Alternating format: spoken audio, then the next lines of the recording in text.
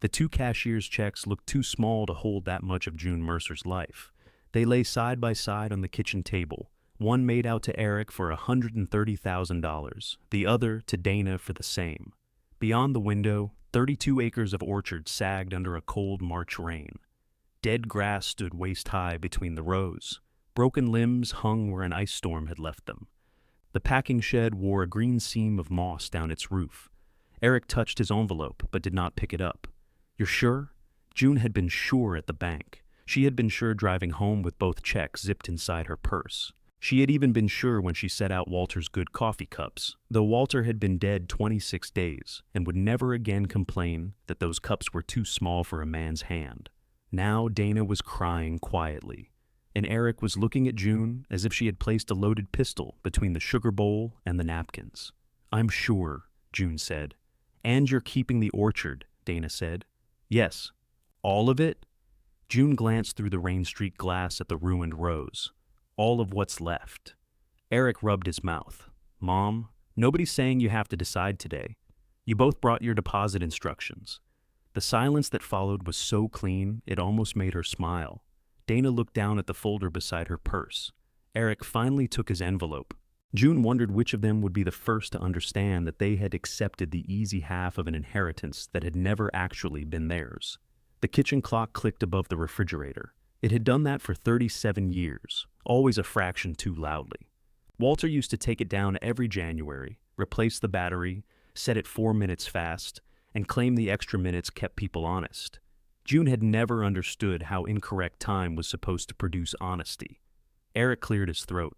"I brought the numbers because you asked what I needed. I know. I didn't come here expecting a check." Dana gave him a damp-eyed look. "You came with your bank's routing information. That's what she asked for. And you had it printed on heavy paper. The regular printer was out." June pushed the sugar bowl toward the center, though no one had taken sugar. "Please don't start picking at each other. I spent 46 years listening to your father pick at everybody. I'm in no hurry to replace him. That stopped them." Dana folded her hands around her coffee cup. She had worn black to the funeral and had apparently decided not to wear color again until Easter. Today's sweater was charcoal. Her pale hair was pulled into a low twist that made her look stern until she blinked, and then June could see how tired she was. Eric had come straight from a meeting with the franchise representative. His navy sport coat still carried the dry cleaner's paper crease down one sleeve. He had shaved closely, but there was a silver patch he always missed below his left ear. June resisted the old impulse to wet her thumb and rub at it. "The hospital balance is paid," she said. "The funeral is paid. The equipment buyer paid what he said he would. I kept enough." "How much is enough?" Dana asked. "Enough for me." "Mom? Dana?" Eric lifted his check and read it again. His expression changed in a way he probably believed was invisible. He had spent years learning not to look hungry. Walter had considered wanting anything a character defect unless the thing wanted was a newer tractor.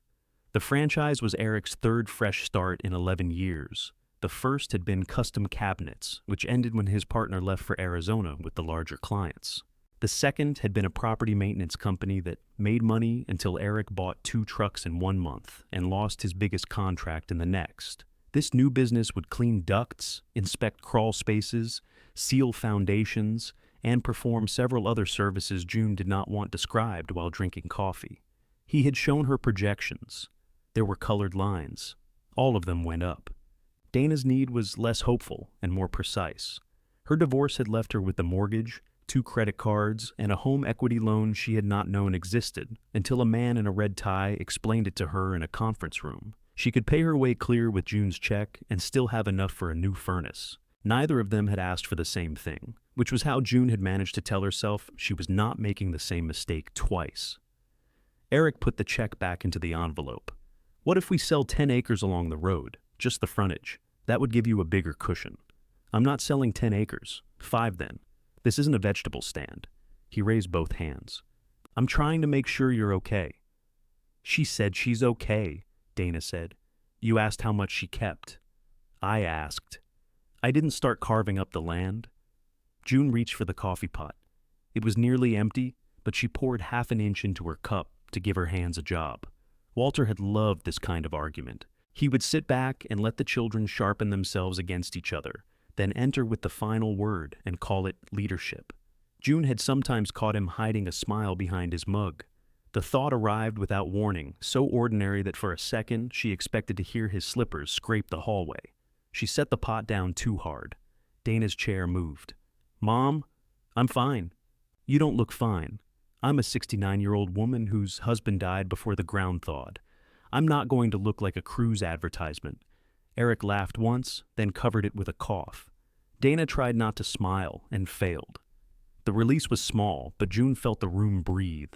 She had missed making them laugh. She had missed a great many things while Walter was ill, including the version of herself who could say something without first wondering how it would sound to a sick man.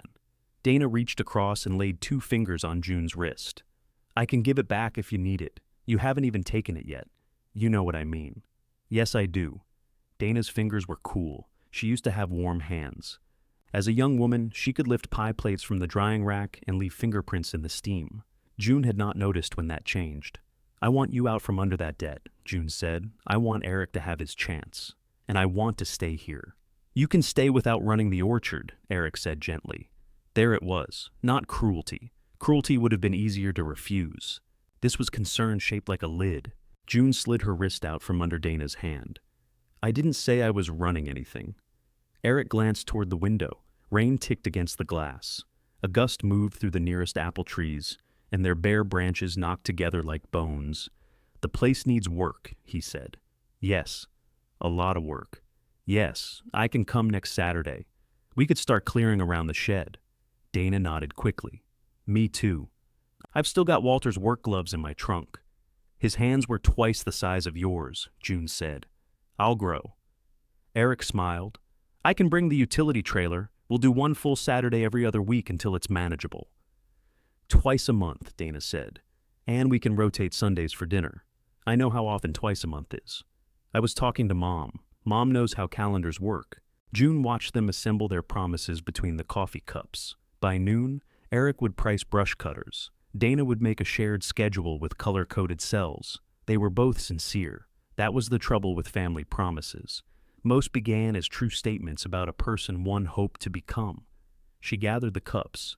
Dana stood at once. "Sit," June said. "I can wash 3 cups. You drove an hour and a half. I'm not recovering from it." Dana carried the cups to the sink anyway. Eric took the dish towel from its hook and dried while she washed, falling into an old rhythm neither seemed to notice. He set each cup upside down on the yellow towel beside the sink, though June had told him since 1988 that this trapped dampness inside. She did not correct him. When they were ready to leave, Dana put her envelope in the zippered pocket of her purse. Eric slid his inside his coat. They hugged June in the mudroom, one after the other, careful with her, as if widowhood had thinned her bones. Eric's embrace lasted longest. "This is going to change everything," he whispered. June looked over his shoulder at Walter's boots still standing beside the door. "That's what money is good at," she said. She watched their cars go down the gravel drive. Eric turned toward the interstate. Dana went east toward town. For several seconds, their red taillights glowed through the rain, moving in opposite directions. Then June was alone with the orchard. She cleaned the kitchen, changed into jeans, and found her rubber boots at the back of the mudroom. Walter's boots remained where he had left them in October, toes crusted with pale dirt from the upper slope. She had considered moving them 6 times. Each time, something in her refused. "Not today," she told them. Outside, the rain had softened into mist. The air smelled of wet bark, old leaves, and the faint sourness of apples that had fallen the previous autumn and never been gathered. June walked past the packing shed first. One gutter had pulled loose and bowed toward the ground. The loading door stood crooked in its track. Through a gap in the boards, she could see the sorting table where she had once worked 10-hour days, moving fruit beneath her hands while Walter talked to buyers in the office. He could sell a man apples he had already said he did not want. June could tell by touch which fruit would bruise before it ever showed. She continued into the nearest row. The orchard map still existed in her head, even if the painted row markers had faded. Macintosh near the road, Cortland behind them, Empire on the gentler slope. Farther up, where the soil turned stony, were the old varieties Walter had threatened to pull out every spring, and somehow never did. The ground tugged at her boots. She stopped at a tree split down the center by ice. One half leaned into the aisle, its exposed wood the color of fresh bread. She placed a hand against the trunk. "You look about how I feel," she said. A pickup slowed on the county road. June recognized Lyle Patterson's truck by the dent over the rear wheel. He owned the orchard north of hers and had complained about Walter's untended rows for 2 years, with the solemn persistence of a man reporting an invasion. The truck backed up and turned into her drive. Lyle climbed out in a brown canvas coat. He was 72, narrow as a rake, and never removed his cap indoors or outdoors. At Walter's funeral, he had cried into a red handkerchief, and then asked June whether she planned to spray in April. "Wet enough for you?" he called. "No, I was hoping to drown standing up." He came closer, looking past her at the trees. "You got a minute?" "That depends. Is it a funeral minute or an orchard minute?" "Orchard. Then it'll probably take 45. His mouth twitched, but his eyes stayed on the upper rows. "I found fire blight in my west block," he said. "Not much yet. Your trees along the line are showing black tips." June looked where he pointed. Even from the lower row, she could see several curled ends against the gray sky, dark and hooked like burned fingers. "They weren't there last fall," she said. "They were. Just harder to see." The correction stung because Lyle was right. "The county inspector's been out my way," he continued. "He'll come here next. You'll need to cut out what's infected. Maybe take whole trees if it reached the trunks." "How many?" "I can't tell from here." "Guess." Lyle pushed his cap back. "More than you can handle with loppers." Rain collected on June's lashes. Behind Lyle, the kitchen window shone pale and empty. On the table inside were 2 damp rings where her children's coffee cups had been. Eric would bring the utility trailer next Saturday. Dana had Walter's gloves in her trunk. Twice a month, they had said, as though labor could be promised in neat squares. June looked up the long, neglected hill. "Then, I'd better find out exactly how bad it is," she said. Lyle refused to guess twice. He made June walk the boundary with him instead, both of them leaning forward against the wet slope. At each suspicious tree, he tied a strip of orange survey tape around a branch. The tape was from his coat pocket, crumpled and warm from his body, and it snapped brightly against the gray afternoon. "Don't cut while it's wet," he said. "You'll spread it. I know that. You asked me to look. I didn't ask you to narrate. You always this pleasant now? Or am I getting special treatment?" "Walter's dead. I've got unused unpleasantness." Lyle made a sound that might have been a laugh. He marked another tree. By the time they reached the north boundary, June had counted 47 orange strips. Some marked only a branch or two. Others circled trunks with bark already darkened near old pruning wounds.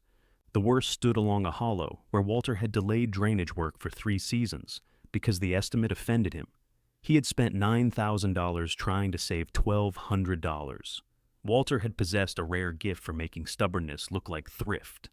Lyle crouched near one of the trunks. "This one's gone. It leafed last year. It won't this year." June pressed her thumb against the bark. It gave slightly beneath the pressure. "Maybe not," she said. "June, I heard you. I know what it's like to keep one longer than you should." She looked at him. Lyle stood slowly, using the tree for leverage. His wife had died 6 years earlier. For 2 springs afterward, he had continued planting the orange marigolds she liked around their mailbox. Then one year, he had stopped. June had driven past the bare mailbox every week without ever asking why. "You talking about trees?" she said. "No." "Well, that makes one of us." They walked on. At the top of the hill, Mercer Orchard spread below them in uneven blocks divided by windbreaks, drainage ditches, and old lanes. From a distance, neglect softened into something almost beautiful. The rows made dark lines over the pale grass. The farmhouse chimney released a thin ribbon of smoke. Beyond the county road, wet fields disappeared into mist. Lyle removed his cap and wiped his forehead with his sleeve. "You planning to operate this year?"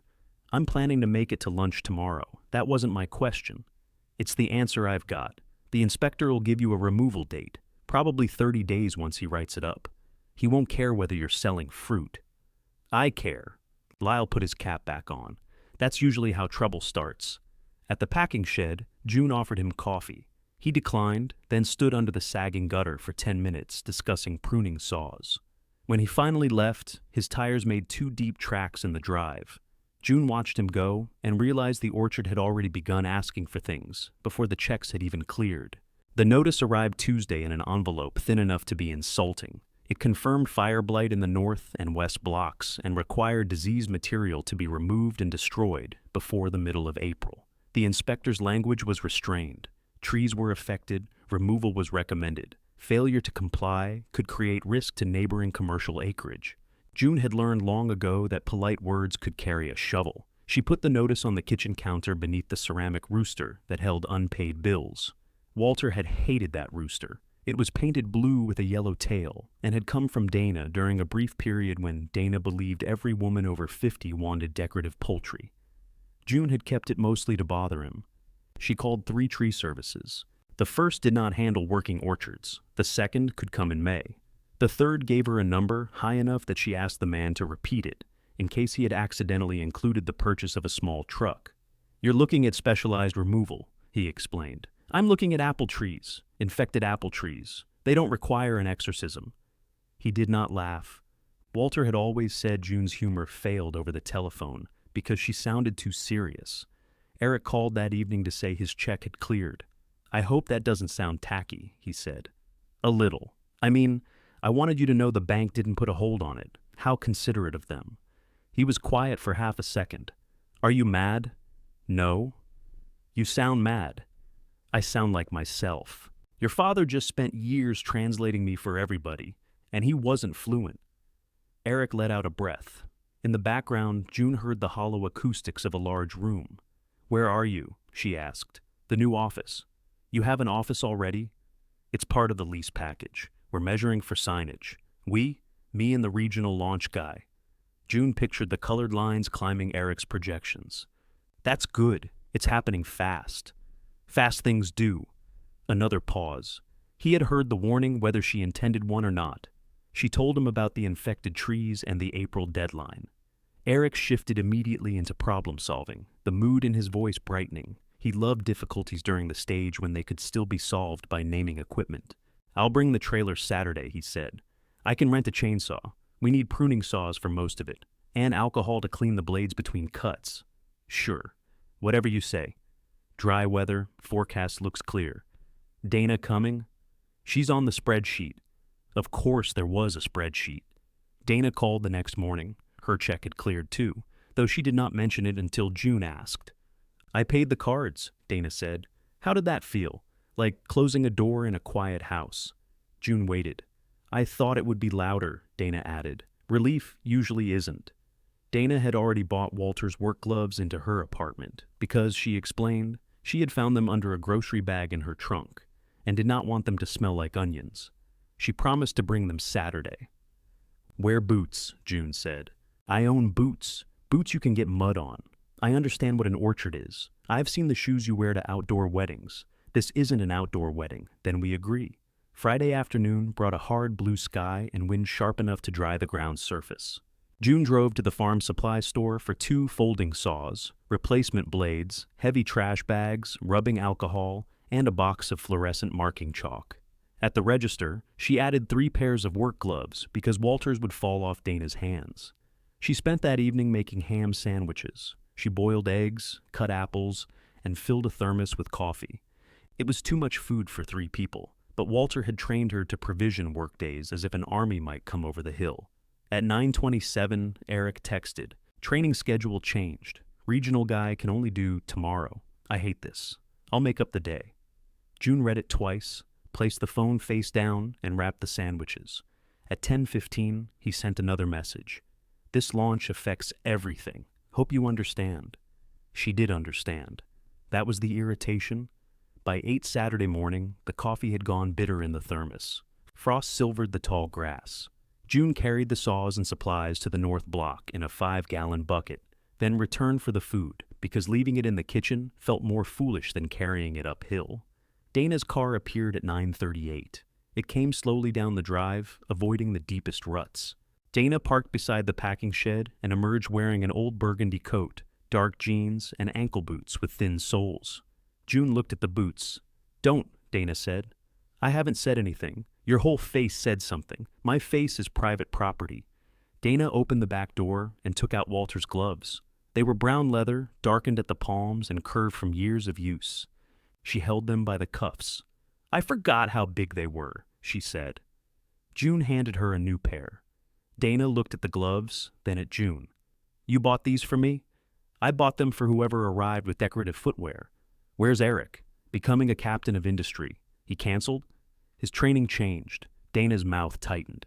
He was the one who picked this Saturday. He says the launch affects everything. He always says everything affects everything. Put your gloves on. They climbed the hill without talking. Dana slipped twice before they reached the infected block. The second time, she caught herself on June's shoulder and left a smear of mud on June's coat. Not one word, Dana said. I'm saving them. June demonstrated the first cut on a narrow branch. She measured well below the blackened tip, angled the blade away from the healthy growth, and worked slowly until the branch came free. Then she sprayed and wiped the blade. You clean it every time? Dana asked. Every tree. More often if the cut looks bad. That's going to take forever. Yes. Dana selected a branch and began sawing. Her strokes were fast and shallow, the blade chattering against the wood. Longer pull, June said. I've got it. You're binding the blade. I said I've got it. The saw stuck. Dana pulled harder. Stop before you snap it. Dana released the handle and stood back. Could you let me do one thing wrong before you tell me I'm doing it wrong? The tree has a disease. I know. The saw costs $38. I'll buy you another saw. That's not the point. No, the point is, you and Dad could turn picking up a stick into a certification program. The words settled between them. Dana's cheeks were red from the cold, and from something else. She looked down the hill toward her car. June could have defended herself. She had several accurate things to say about Walter, work, and the number of times Dana had ignored instructions and then blamed the tool. Instead, she held out her hand. Dana gave her the saw. June freed the blade and passed it back. Long pull, she said. Light pressure, let the teeth do it. Dana stared at her for a moment, then tried again. This time the saw moved cleanly. The branch dropped into the grass. There, June said. Dana's expression softened despite herself. That was satisfying. It gets less satisfying around tree 30. They worked until noon and cleared 5 marked trees. Dana was careful after the first one, almost painfully so. She cleaned the blade more often than necessary and lined the cut branches in neat piles as if presentation counted toward disease control. They ate lunch sitting on overturned crates inside the packing shed. Wind moved through gaps in the boards. Dana chewed half a sandwich before saying, I slept all night Thursday. That's generally when people do it. I mean, all night. I didn't wake up thinking about interest. June peeled an egg against the edge of the crate. Thank you, Dana said. You already thanked me. I was still scared the first time. June handed her half the egg. Dana took it. Outside, 42 orange strips moved in the wind. Dana followed June's gaze. We'll do more next time. June nodded, though neither of them reached for the shared schedule. The egg left a yellow crescent on Dana's glove. She stared at it, then laughed. Dad would have had a fit. He ate lunch with those gloves on. He did not. He ate half a meatball sub in them once. Your father's concern for sanitation depended entirely on who was being criticized. Dana wiped the egg on a paper napkin. Walter's old gloves lay beside her on the crate, empty and curled. She had carried them up the hill and then forgotten them as soon as June handed her a pair that fit. They worked another hour. Dana's strokes slowed, and she began flexing her right hand between cuts. She did not complain, but June noticed. At 1:30, Dana checked her phone. At 1:45, she checked it again. You can go, June said. I didn't say I was leaving. You've looked at the time so often I'm starting to feel late. My back hurts. Mine too. That isn't a contest. Good, because I'd win. Dana gave her a look. You know, normal mothers pretend not to enjoy being difficult. I pretended for decades. I'm retired. They pack the tools. Dana insisted on carrying the bucket downhill and nearly lost it when her boot slid in the mud. At her car, she peeled off the gloves and placed them on the roof while she changed into clean shoes from her trunk. Next time I'm buying real boots, she said. Get something with a heel that can catch a ladder rung. I thought ladders were against the rules. Ladders are not against the rules. Falling is discouraged. Dana closed her trunk. Will you wait for us before doing more? June looked toward the orange strips moving on the hill. I'll be careful. That isn't what I asked. No. Dana folded her arms. You don't get to act abandoned while refusing to wait. June felt the words land. They were sharper because Dana had stayed, because her palms would be sore tomorrow, because 5 trees were cleaner than they had been that morning. "I won't act anything," June said. "I have a date on a county notice. Then hire somebody." "With what?" Dana's gaze moved toward her purse on the passenger seat. June regretted the question immediately. Not because it was unfair, but because it made the check sit between them again. "I kept enough," June said. "You said that, and I meant it." Dana took the gloves from the roof and put them back in the bucket. "I'll come the weekend after next." "Thank you, don't say it like that." "Like what?" "Like a person thanking a stranger for holding a door." June wanted to tell her she was imagining things. Instead, she reached into the bucket, removed Walter's old gloves, and held them out. "You forgot these?" Dana looked at them for a long moment. "Leave them here." June hung them on a nail inside the packing shed after Dana drove away. The leather hands rested one over the other, as if waiting for instructions. By Sunday afternoon, June had cleared 2 more trees alone. She worked slowly. She cleaned her blade. She stopped whenever the pull in her right shoulder sharpened from complaint into warning. Still, when Lyle's truck appeared at the end of the row, she felt caught. He lowered his window. "Thought you had help." "I did." "You don't now?" "Excellent eyesight." "You want me to call Carl Bennett?" "He's between jobs." "I can call Carl Bennett." "You haven't." "I only have 40 trees left." Lyle looked past her at the branch pile. "At this rate, you'll finish during peach season. I don't grow peaches. Then you've got all the time in the world." He drove away before she could answer. 10 minutes later, her phone rang with a number she did not recognize. "June, Carl Bennett. Lyle says you need a crew." She looked down the row at the departing pickup. "Lyle says many things," she replied. Carl and one worker arrived Wednesday with a pole saw, a compact loader, and the unnerving efficiency of men who charge by the day. June walked every marked tree with them. She approved each full removal before they touched the trunk. By noon, the north block looked as if someone had knocked out teeth. Carl found more infection than Lyle had marked. "This limb's cankered through," he said, tapping the dark bark with his saw handle. "We take the limb. The tree'll be lopsided. First heavy crop, it could split. It hasn't had a heavy crop in 4 years. All the more reason it might try." June authorized the limb. When it fell, the sound traveled down the hill and came back from the packing shed. The work took 2 days and cost $3,800. Carl's invoice had a line for disposal, a line for equipment, and a line labeled labor that seemed almost modest beside the damage left behind. June wrote the check at the kitchen table. The balance remaining in her account was still enough by the standard she had set before giving money to Eric and Dana. It simply looked less enough. The county inspector returned on a bright morning and walked the blocks without conversation. He was a broad man named Mr. Sutter who wore spotless rubber boots. June distrusted anyone who could cross her orchard in April without acquiring mud. "You've addressed the active infection," he said at last. "That sounds almost like approval. It's compliance. Much warmer word." He advised her to monitor new growth, sanitize tools, and consider removing several weak trees before the next season. June thanked him because she had not become so contrary that she confused an unpleasant message with the person carrying it. After he left, she stood where 3 old Cortlands had been taken out. The open spaces changed the way the block felt.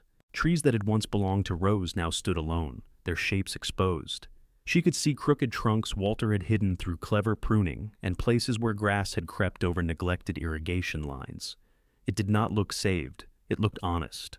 Eric came the following Sunday wearing a new black jacket with his company's name embroidered over the heart. He brought a rented chainsaw much larger than anything June had requested and unloaded it with the pleased expression of a man arriving in time for the photograph. "I thought the crew did this," he said, surveying the stumps.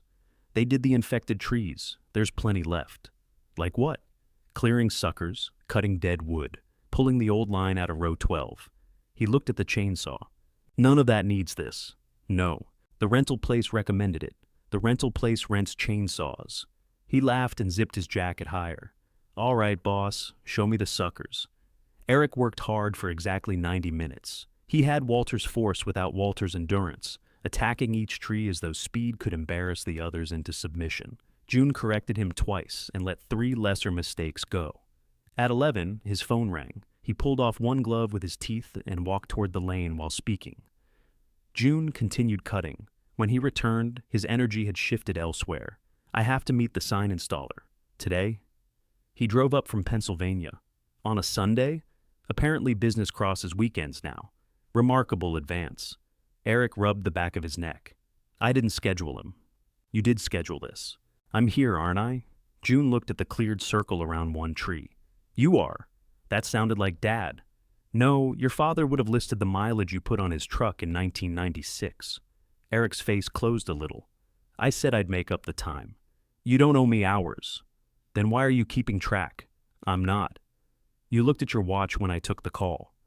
I looked at my watch because it has numbers on it. He set the pruning saw on the ground. This is what Dana means. June straightened. What does Dana mean? That you say you don't expect anything, but somehow we're failing a test anyway. A gust lifted dry leaves from the base of the tree. They skittered between them. I gave you that money so you could start something, June said. Go start it. He stared at her. I came to help, and now you have somewhere else to be. You could say thank you. I did, when you arrived. Eric picked up the saw, wiped it more carefully than necessary, and returned it to the bucket. I want you to think about selling, he said.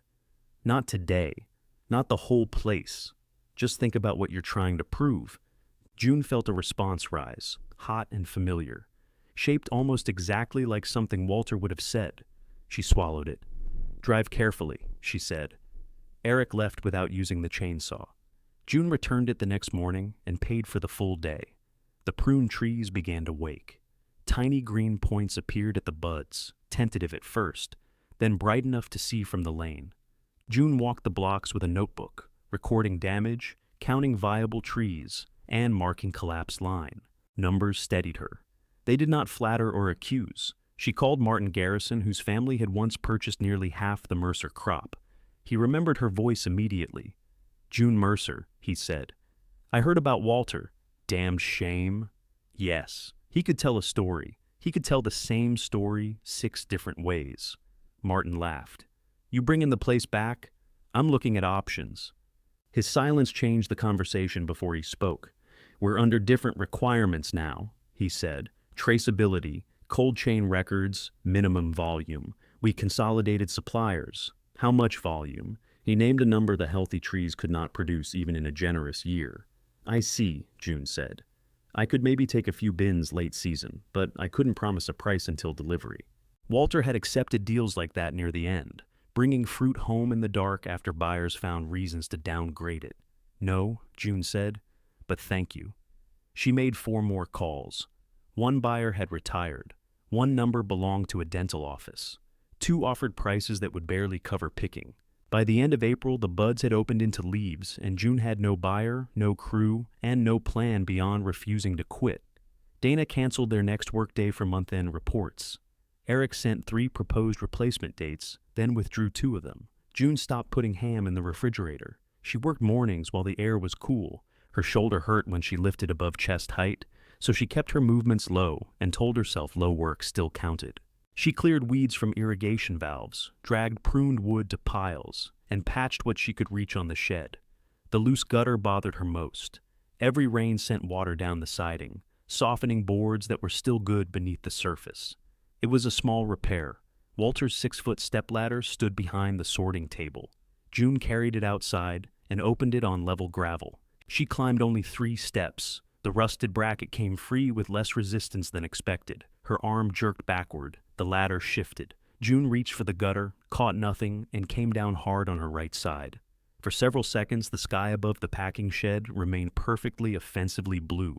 Then pain moved through her shoulder, and she understood that the orchard had finally found a way to make her lie still. June moved her fingers first. All 5 responded, though the right hand tingled. Her ankle bent. Her knees drew up. Breathing hurt along her ribs, but did not catch. The gutter bracket had landed beside her. She studied it with unreasonable anger. That was unnecessary, she told it. Her phone was in the left pocket of her jeans. Rolling onto that hip sent a clean stripe of pain through her shoulder. She stopped, waited for the orchard to settle, then tried again. She could have called Eric. She could have called Dana. Their names were nearest the top of the screen. She called Lyle. He answered with machinery roaring behind him. What? I've fallen. The machinery cut off. Where? Beside the packing shed. At home? No, Lyle. I took the shed to Albany. I'm coming. He disconnected before she could tell him not to hurry. June remained on the gravel, one arm across her middle, watching a blackbird move between the empire trees. The bird turned over a leaf, found nothing, and tried another. Its persistence seemed less admirable from the ground. Lyle's pickup entered the drive too fast. He braked beside the shed and came around the hood with his cap crooked. "Don't lift me by the arms," June said. "I know how to help somebody up. You tried to pull Walter out of a ditch by his belt. He was face down and lost his pants. That was the belt's fault." Lyle crouched beside her. His hands were rough but careful as he checked the back of her head and asked whether she had blacked out. "No." "Feel sick?" "No." "Can you sit?" "I could if you'd stop conducting an interview." He helped her roll, then braced her while she sat. The yard tipped once and returned. When June tried to stand, pain burst beneath her shoulder blade hard enough to turn her breath into a sound. Lyle's face changed. "It's bruised," she said. "You diagnose yourself often? Saves driving." "We're driving. My boots are muddy. I own floor mats." He folded the ladder before taking her to his truck. That small act irritated June more than it should have. The closed ladder looked harmless. At the urgent care office, a nurse cut June's shirt sleeve because lifting her arm was impossible. It was an old green shirt with thinning elbows, yet June felt offended on its behalf. The x-rays showed no fracture. The clinician called it a shoulder strain, with deep bruising along her side, and wrote instructions that included ice, rest, and no lifting. June read the page while Lyle stood by the door. "How much is lifting?" she asked. The clinician, a tired woman with silver-framed glasses, looked over at Lyle. "Is he your husband?" "No," June and Lyle said together. "Good," the clinician replied. "Then perhaps he'll listen. Nothing heavier than a coffee pot until the pain improves. No climbing, no overhead work. If breathing gets worse, you come back." "What if the coffee pot is full?" "Half pots." Outside, Lyle opened the passenger door. "I can open a door, I'm aware. You're enjoying this, immensely." He drove her home, carried ice from the freezer, and made coffee without filling the pot beyond halfway. June sat at the kitchen table in a canvas sling, feeling as if she had been badly wrapped for shipping. Lyle placed a mug before her. "Who do I call?" "No one. Eric or Dana. No one." "You planning to hide the shirt?" "I have others." "June, they're working." So was Gravity. She ignored him. Dana called while Lyle was rinsing the coffee pot. June considered letting it go to voicemail. The phone continued vibrating against the table. She answered. "Hello?" "I've got 6 minutes before another meeting," Dana said. "I wanted to check whether the inspector signed off." "He did." "Good. How's your shoulder?" June looked toward the sink. Lyle had gone still, his back to her. "What did you tell her?" June asked him. Dana's voice sharpened. "Who's there?" "Lyle. Why is Lyle there?" He made coffee. "Why is Lyle making coffee in your kitchen?" "Because I fell off a ladder." The silence on the line lasted one breath. Then Dana said, "You what?" "It was 3 steps. 3 steps on a ladder, or 3 steps from the ground. I don't know why that distinction matters now. Are you hurt?" "No fracture." "You went for x-rays?" Lyle drove. "What did they say?" June read from the page. Dana asked questions whose answers were already in the sentences. Had June hit her head? Was she dizzy?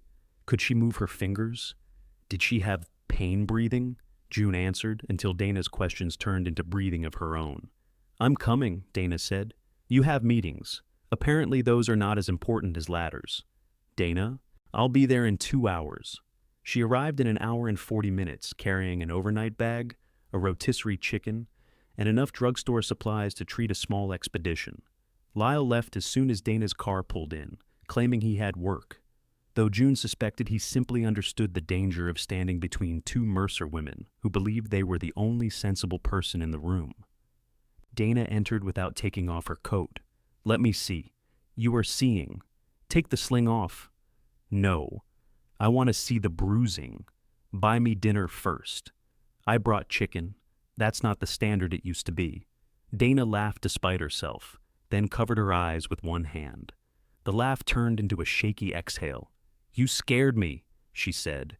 June looked at the blue rooster above the bills. I'm all right. You're not all right. Your shirt is cut in half. I own others. That's what Lyle said you'd say. Then why ask me anything? You two have apparently formed a committee. Dana stayed. She reheated the chicken, opened canned green beans, and moved everything June regularly used down from the upper kitchen cabinets. June objected when Dana relocated the coffee filters. You can't reach them. I have a left arm. You have one good arm and no sense. You're very authoritative for someone who wore fashion boots to mud. Dana put the filters in the second drawer. Eric called during dinner. Dana had already informed him. His face appeared on her phone beneath fluorescent office lights, the new company logo visible on the wall behind him. How bad? He asked. Not bad, June said. She can't lift her arm, Dana said. I can lift it. I'm not supposed to. That's different, Eric agreed. Thank you, June said. I didn't mean better. He dragged a hand through his hair. His missed patch beneath the ear showed on the screen. You need to stop. I have stopped. I'm eating chicken. Stop working the orchard. There is no one working the orchard. That's the problem. June set down her fork. Eric leaned closer to the camera. Sell it, Mom. We'll help. We'll find someone reputable, handle the calls, do whatever needs doing. You don't have to prove you can run the place without Dad. The kitchen seemed to contract around the phone. I ran it with him, June said.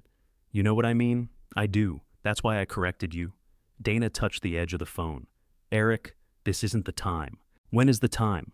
After she breaks a hip. I did not break anything. You fell alone. I was not alone. The gutter was there. Neither of them laughed. Eric sat back. Behind him, someone crossed the open doorway of his office and lifted a hand. Eric returned the gesture automatically, wearing for that second the public expression Walter had worn with buyers. Then he was her son again, worried and impatient and somewhere else. Promise me you'll think about selling, he said. No, just think. I have thought about it. My answer survived the thinking. You gave us that money, and now you're acting like you can't afford help. I can afford help. Then hire it. I tried. Try harder. June ended the call. Dana stared at the dark screen. That was rude. Yes, he was. I meant you, I know. Dana slept in the downstairs guest room and left before 9, after making June promise not to climb, lift, drag, push, pull, saw, hammer, or improvise around any of those verbs. She took the cut shirt away, perhaps to prevent June from putting it back on. The house became quiet in stages. First Dana's engine disappeared, then the refrigerator stopped humming. Then even the clock seemed to lower its voice. June sat with an ice pack against her shoulder and looked through the window. New leaves had begun to obscure the orange tape. Green covered damage quickly from a distance. That had always been one of the orchard's tricks. She allowed herself until noon to feel sorry. At 12:05, she opened the drawer beneath the telephone and took out an old address book. Several numbers were crossed through. Some names belonged to people who were dead. Naomi Bell's home number was still written under B, but June knew Naomi had moved. The business number was easy to find in the county directory. Bell Orchard Services, pruning, rehabilitation, block management. June dialed. A woman answered on the fourth ring. Bell Services. Naomi, this is June Mercer. No sound came through for so long that June checked the screen. I know, Naomi said. Her voice was lower than June remembered. It had once carried across the packing line without becoming a shout. I need an assessment, June said. Of what? The orchard. Another silence. I heard Walter died, Naomi said. I'm sorry for your loss. Thank you. What kind of assessment? What can be saved? What needs to go? What it would cost to operate a smaller block? I need someone who won't make it sound better than it is. You have Lyle Patterson next door. Lyle has opinions. I need numbers. I charge for site assessments. I called a business. Naomi gave a short, humorless laugh. You did? I'm not asking for a favor. That's good. I stopped doing favors at Mercer Orchard 8 years ago. June tightened her left hand around the phone. I remember. You remember what? Walter giving Denny Walsh the supervisor job after you'd already been doing it for 4 seasons. And me saying nothing. The line remained quiet. I was wrong, June said. I knew it then. Knowing was never your problem. No. Naomi exhaled. June heard wind on her end of the call and the slam of a vehicle door. I can come Thursday at 7, she said. My assessment fee is $250. That gets you 3 hours and written recommendations. No work, that's fair. If you're looking for someone to tell you the old place just needs love, save your money. I've spent enough on love. Naomi arrived Thursday in a white pickup marked with green lettering. She wore work pants, a faded denim shirt, and 2 long gray streaked braids tied behind her neck. At 54, she moved with the economical balance of someone who never stepped twice where once would do. Her eyes went directly to June's sling. What happened? Difference of opinion with a ladder. And the ladder? Uninjured. Naomi took a clipboard from her truck. You're staying at the house. I'm coming. Then I'm billing for the extra time you slow me down. They walked. Naomi said little through the first block. She scraped bark, cut buds, examined drainage, and dug around trunks with a narrow soil knife. June followed, answering only when asked. At row 12, Naomi pointed toward the stony rise. Those still russets? Roxbury mostly. 6 golden russet mixed in.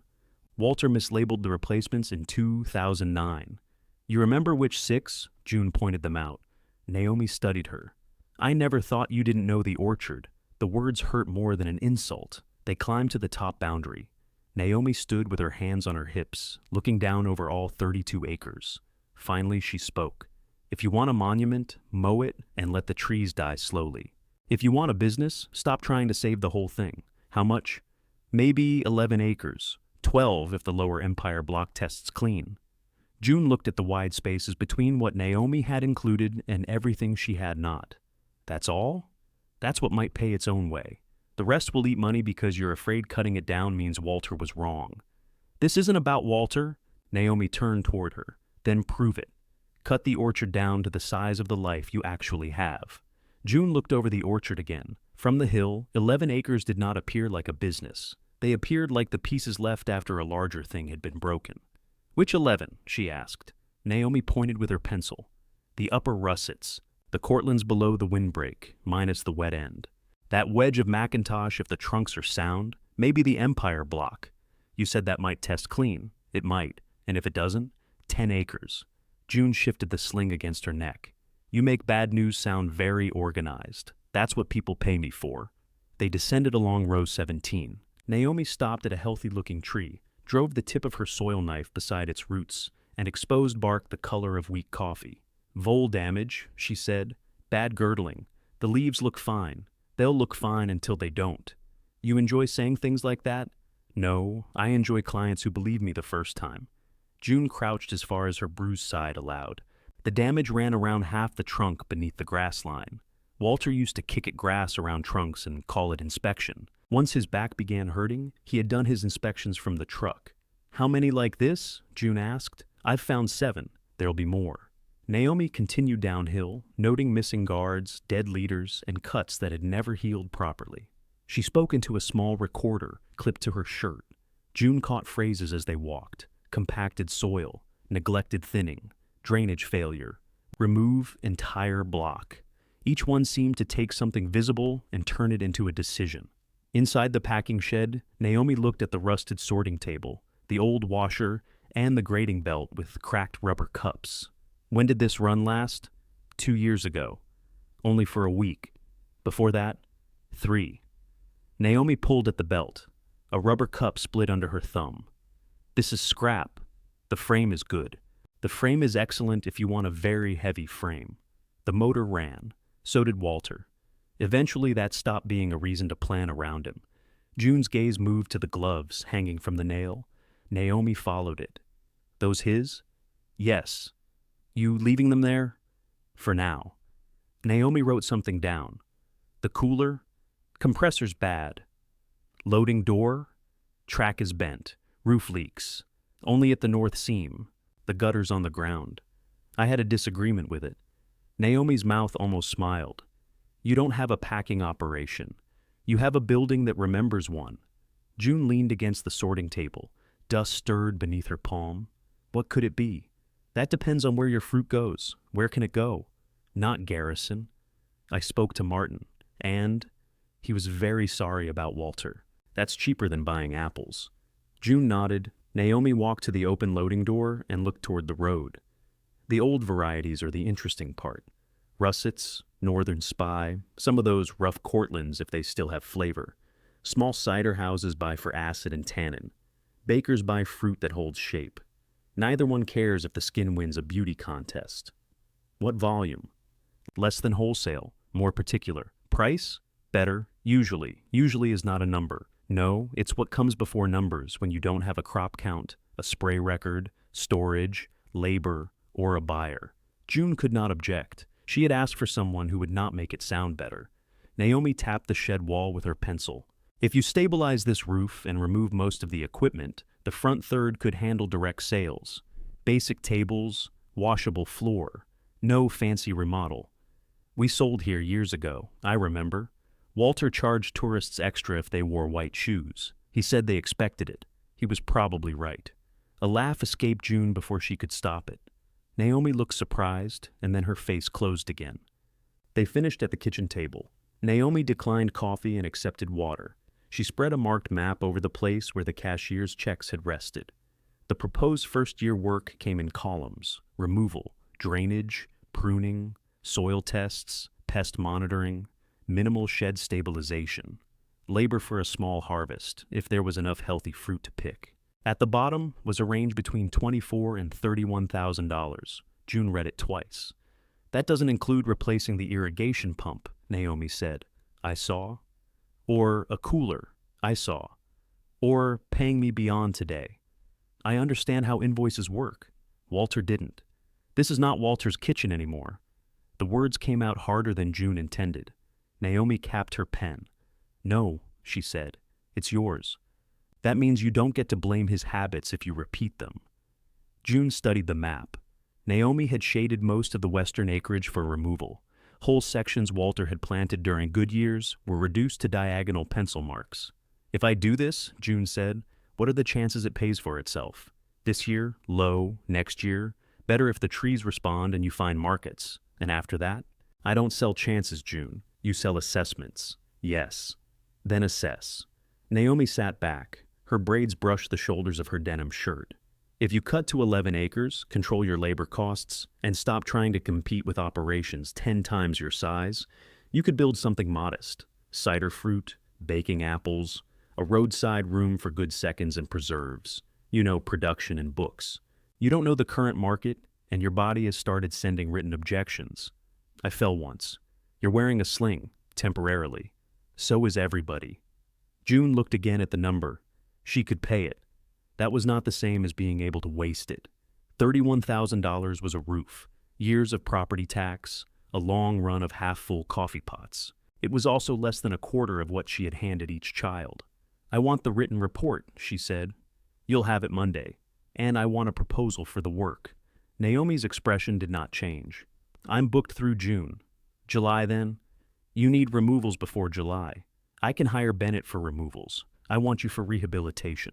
Why? Because you know these trees. Lots of people know trees.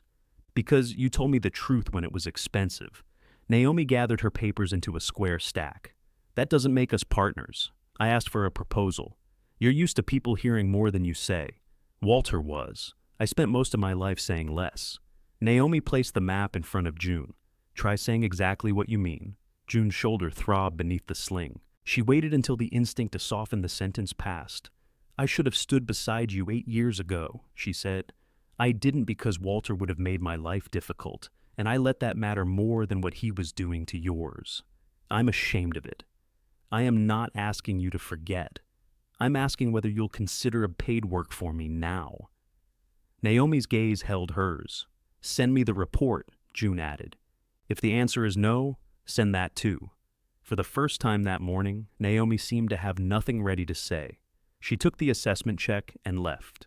June invited Eric and Dana to Sunday dinner because she would rather tell them her decision over pot roast than over the telephone. Dana arrived first in new brown work boots and walked through the kitchen until June noticed them. Those are sensible, June said. Please sound more excited. I'm trying not to frighten you. Eric came 20 minutes later, carrying a bottle of wine with a gold ribbon around the neck. The label had his franchise logo printed beneath the vineyards. They did these for the launch, he said. June turned the bottle in her hand. Does duck cleaning go with red or white? It goes with brand visibility. Dana opened the wine. June waited until they had eaten before laying Naomi's map on the table. Eric read the removal estimate first. Dana traced the shaded acreage with one finger. "You're cutting all of this?" she asked. "I'm considering it. This is more than half. It's the part that can't support itself." Eric put down his fork. "And you're spending $30,000 to end up with less land producing? The land remains. The unproductive trees go. That is not what I meant. I know." Dana reached the page with Naomi's projections. "Who is Bell Orchard Services?" "Naomi Bell." Both children remembered the name.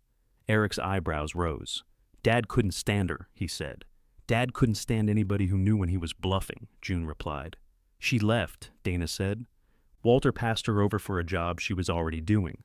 Dana looked at June. "And now you trust her with this?" "I trusted her then.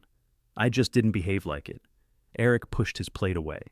"Mom, you said you kept enough. Was this 30,000 part of enough?" "Yes." "What happens when something else breaks?" "Something else will break. That's not an answer. It's the only reliable forecast in farming." Dana reached for her wine and did not drink. "I can give some back." "No, I haven't spent all of it. I gave it to you. Then stop bringing up what everything costs." "I didn't bring it up." "You asked." Eric's jaw tightened. "Mine's committed." No one had asked him, but the statement remained on the table. "Good," June said. "That's what it was for." He stared at her as if generosity had become a trick performed at his expense. "You should sell," he said. "The trees, the house, all of it. Take what's left and go somewhere you don't need a county inspector and a $30,000 rescue plan." June folded the map along Naomi's creases. "I know that's what you would do. You say that like it's weak." "No, I say it like it's your choice. And this is yours," Dana said quietly. "Yes." Dana looked toward the dark window.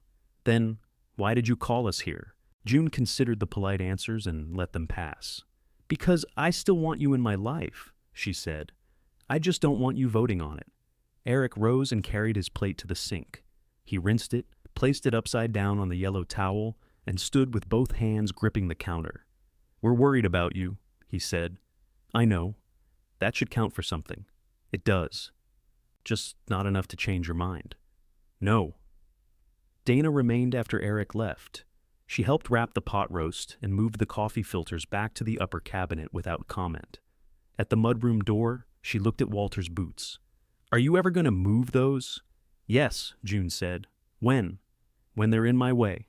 Monday morning, Naomi's report arrived by email. Attached beneath it was a second document, a proposal for 6 rehabilitation days in July at her full commercial rate. June read every line, printed it, and signed at the kitchen table. Then she looked through the window at the orchard she was about to make smaller. For the first time, smaller did not look like losing. It looked like choosing what would be allowed to survive. The deposit to Bell Orchard Services took less than a minute to send. Marking the trees took June 4 days. Naomi's map used shaded blocks and neat measurements. The orchard itself argued. A tree marked for removal would reveal one strong limb. A weak row would hold a single trunk Walter had grafted by hand. June carried a can of white forestry paint and made an X on each tree Carl Bennett's crew would take. The first X was small enough to look negotiable. By the 10th, she stopped bargaining. Dana came Saturday in her new boots and found June standing before an old Macintosh near the center lane. Half its crown was dead, and the trunk had split low enough to collect rainwater. June had already removed the cap from the paint. "You missed one?" Dana asked. "No." Dana waited. "Your father proposed to me beside this tree," June said. "That tree?" He had been carrying the ring for 6 days. He kept waiting for a good moment, then finally decided mud counted. Dana walked around the trunk. "That is not how he told it. How did he tell it? Sunset? Blossoms? You were wearing a yellow dress. It was November. I was wearing your grandfather's rubber coat because Walter had backed over mine." Dana laughed, then looked at the tree again. "Are you keeping it?" "No." "Because Naomi marked it? Because it's split to the roots." June painted the X. White lines crossed over bark darkened by 50 winters. Dana did not ask whether it hurt. She took the can when June's shoulder tired and marked the next tree herself. Carl's crew arrived with an excavator and a forestry mulcher. The machines changed the air before they touched anything. Birds lifted from the windbreak. Lyle drove down his boundary lane, stopped to watch, and gave June a short nod. The first tree fell with less ceremony than it deserved. The excavator pushed high on the trunk, roots rose through the soil, and the whole thing leaned into its neighbors before dropping. Branches shattered. A few pale blossoms, late and useless, scattered across the grass. June stood beside Carl's pickup with both hands in her coat pockets. "You don't have to watch," Carl said. "Yes, I do. You sure on that west block?" "No." He looked at her. "Do it anyway," she said. For 3 days, the orchard groaned, cracked, and opened. The crew chipped diseased and worthless wood, stacked usable trunks for firewood, and pulled old irrigation line from the abandoned rows. June had expected the removal to feel like Walter dying again. It did not. Walter's death had been quiet, private, and full of things she could not say. This was loud and practical. Every fallen tree made the next decision easier to see. The bill came in near Naomi's upper estimate.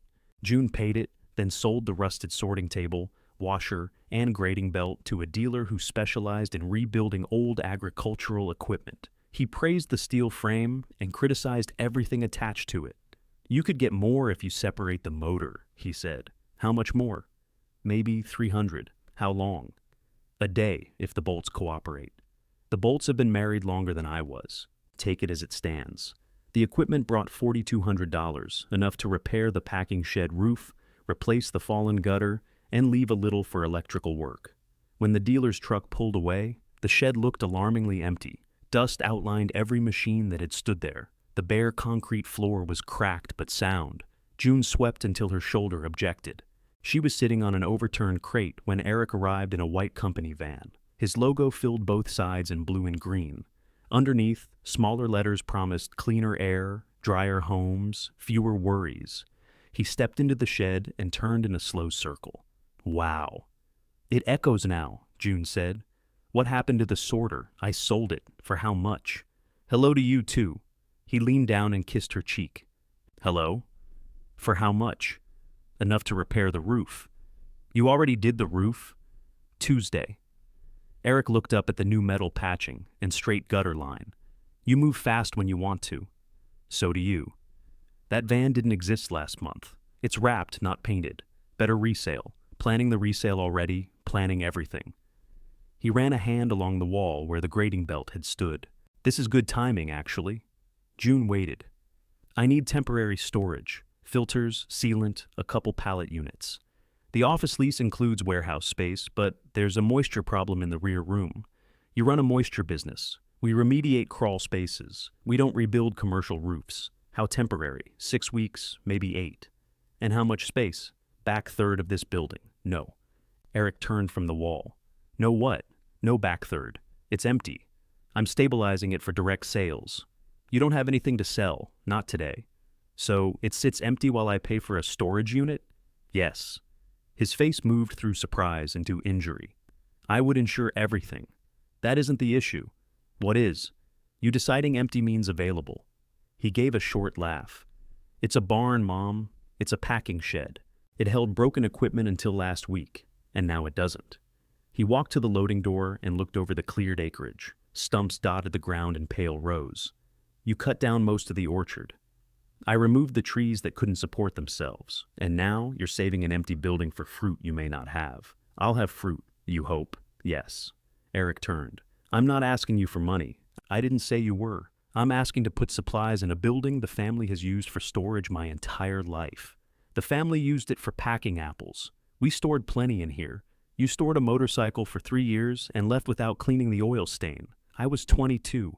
The stain has remained loyal." He stared at her, then looked down. The dark patch was still visible near his shoe. "I can pay something," he said. June had not expected the offer. For a moment, she saw the boy who once emptied his jar of quarters onto the table after breaking a kitchen window. Walter had taken every coin and then made him help replace the glass. "What can you pay?" she asked. Eric's expression changed again. "You want to charge me market rent? I want to know what you mean by something. 200 for 2 months. That won't cover the insurance change." "What insurance change?" "I would need to tell them I'm storing commercial materials. It's filters and sealant. Then your storage company should be delighted." He shook his head. "Forget it." "Eric." "No, really. Forget I asked." He left without slamming the van door. which somehow made his anger more durable. Naomi's 6 rehabilitation days began after the first hot stretch of July. She arrived at 6:30 with 2 workers, Ray Alvarez, a compact man of 47 who wore sun sleeves beneath his t-shirt, and Tessa Ward, 38, whose red hair was shaved close on one side to keep it out of machinery. Naomi introduced them, then handed June a clipboard. "What's this?" June asked. "Your job." The page listed rows, tree counts, visible damage, and flags for follow-up. "I know how to prune. Your shoulder does not. It's better. Good. It can hold a pencil." Ray turned away, but June saw his shoulders move with a laugh. Tessa did not bother hiding hers. June accepted the clipboard. Naomi organized work by block. Ray removed dead leaders and reduced crowded crowns. Tessa uncovered irrigation valves, tested pressure, and marked leaks. Naomi moved between them, checking cuts and measuring canopy spacing. June recorded, carried light tools, and answered questions about varieties. By 10, sweat had soaked the back of her shirt. The clipboard felt heavier than some branches. At row 20, Tessa exposed a broken coupling beneath a mat of roots. "We should replace from this joint to the valve," June said. "Otherwise, it'll split again under pressure." Tessa looked toward Naomi. "I'm standing here," June said. "I know," Tessa replied. Naomi walked over. "What's the issue?" June explained. Naomi examined the line. "She's right. Replace the section." Tessa nodded and went to the truck. June watched her. She could have answered me. "You hired Bell Orchard Services," Naomi said. "They take direction from me. It's my orchard, and my crew. I wasn't contradicting you. You were assigning work." June felt heat climb her neck. The line needed replacing. "Yes." "Then what's the problem?" Naomi lowered her voice. "The problem is you spent years watching Walter step around supervisors, and now you think being nicer while you do it makes it different." Ray's saw rasped in the next tree. Tessa returned with tubing and tools, her expression carefully neutral. June wanted to say that she had managed crews before Naomi ever worked there. She wanted to say there was no sense wasting time funneling obvious decisions through one person. Instead, she looked down at the clipboard. "How should I handle it?" she asked. "Tell me what you see. I decide the crew assignment, even when it's obvious, especially then." "All right." Naomi studied her as if waiting for an argument hidden behind the words. June wrote broken coupling, replace full section. At lunch, they sat in the shade of the packing shed. June brought sandwiches, but only enough for 4 people. Ray complimented the mustard. Tessa asked whether Walter's gloves belonged to anyone or were meant as decoration. "They belong to Walter," June said. Tessa glanced around the empty shed. "He coming back for them?" "No." Tessa nodded once. "Then I suppose they're decoration." Naomi looked at June, but June found she was not offended. Work settled into a rhythm over the next days. June learned to bring observations to Naomi, rather than turning them into orders. Naomi learned that June's memory of the blocks was exact. Ray could make a reduction cut so clean it seemed drawn. Tessa repaired irrigation with an impatience reserved for previous repairs done badly. They counted the coming crop. It would not be large, but it was better than Naomi had predicted from the first walk. "These russets might interest a cider maker," Naomi said, slicing one green fruit open with her soil knife. "If the sugar comes up." "Which cider maker?" "Harbor Ridge buys small lots. You know them?" "I know their production manager. That is not the same as recommending your fruit. Will you give me the number?" Naomi handed her half the apple. It was hard, sour, and full of promise. "I'll give you a name," she said. "You make the call." At the end of the 6th day, Tessa opened the main valve. Water moved beneath the rehabilitated rows with a low shudder. One by one, the lines filled. Tiny leaks flashed in the afternoon light, were marked and tightened.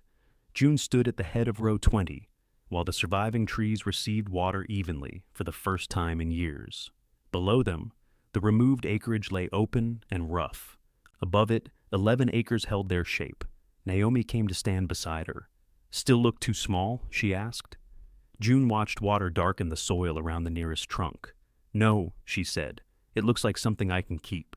June called Harbor Ridge the next morning before she could turn Naomi's name into a reason to wait. The production manager was a woman named Caroline Pike, who spoke quickly and did not pretend to remember Mercer Orchard.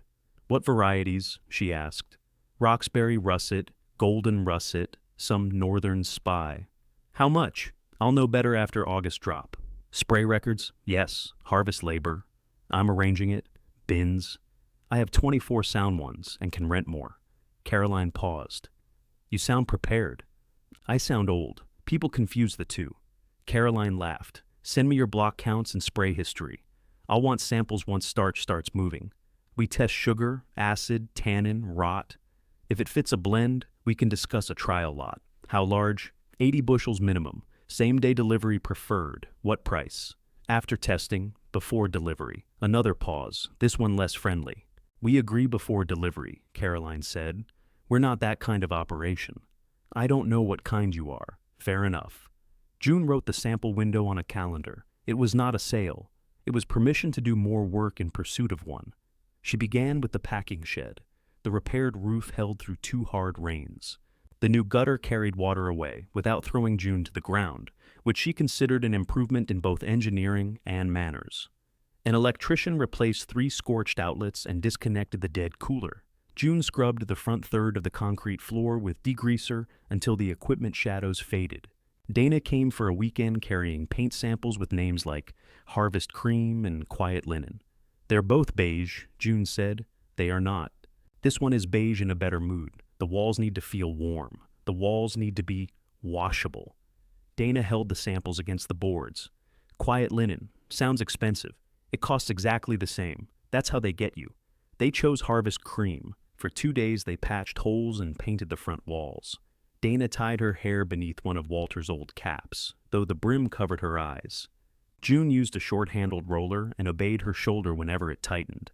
Neither mentioned the ladder folded behind the sorting room. When they reached the wall with Walter's gloves, Dana stopped. Do we paint around them? No. June lifted the gloves from the nail. A clean outline remained beneath them. She carried them to the small office at the back of the shed and placed them in the bottom drawer of the desk. Dana watched from the doorway. I thought you were leaving them. I was. You want to take his name off the sign, too? June looked through the office window at the weathered Mercer Orchard letters facing the road. No? Why not? It's my name. Dana lowered her eyes. Right. They returned to painting. Near noon, Dana said. Eric told me about the storage. I assumed he would. He thinks you made a point of charging him because he took the money. I didn't charge him. He left. He said you quoted insurance. I mentioned insurance. You know that sounds like charging your own son to put boxes in a barn. You called it a packing shed when you wanted me to repair it. Dana rolled paint along a window frame. I'm not saying he's right.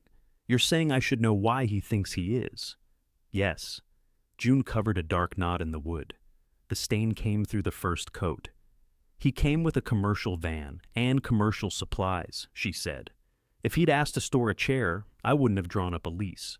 You didn't draw up anything. He acted as if the empty space was his because I wasn't using it fast enough. Dana set down the roller. Maybe he acted like this was still a family place.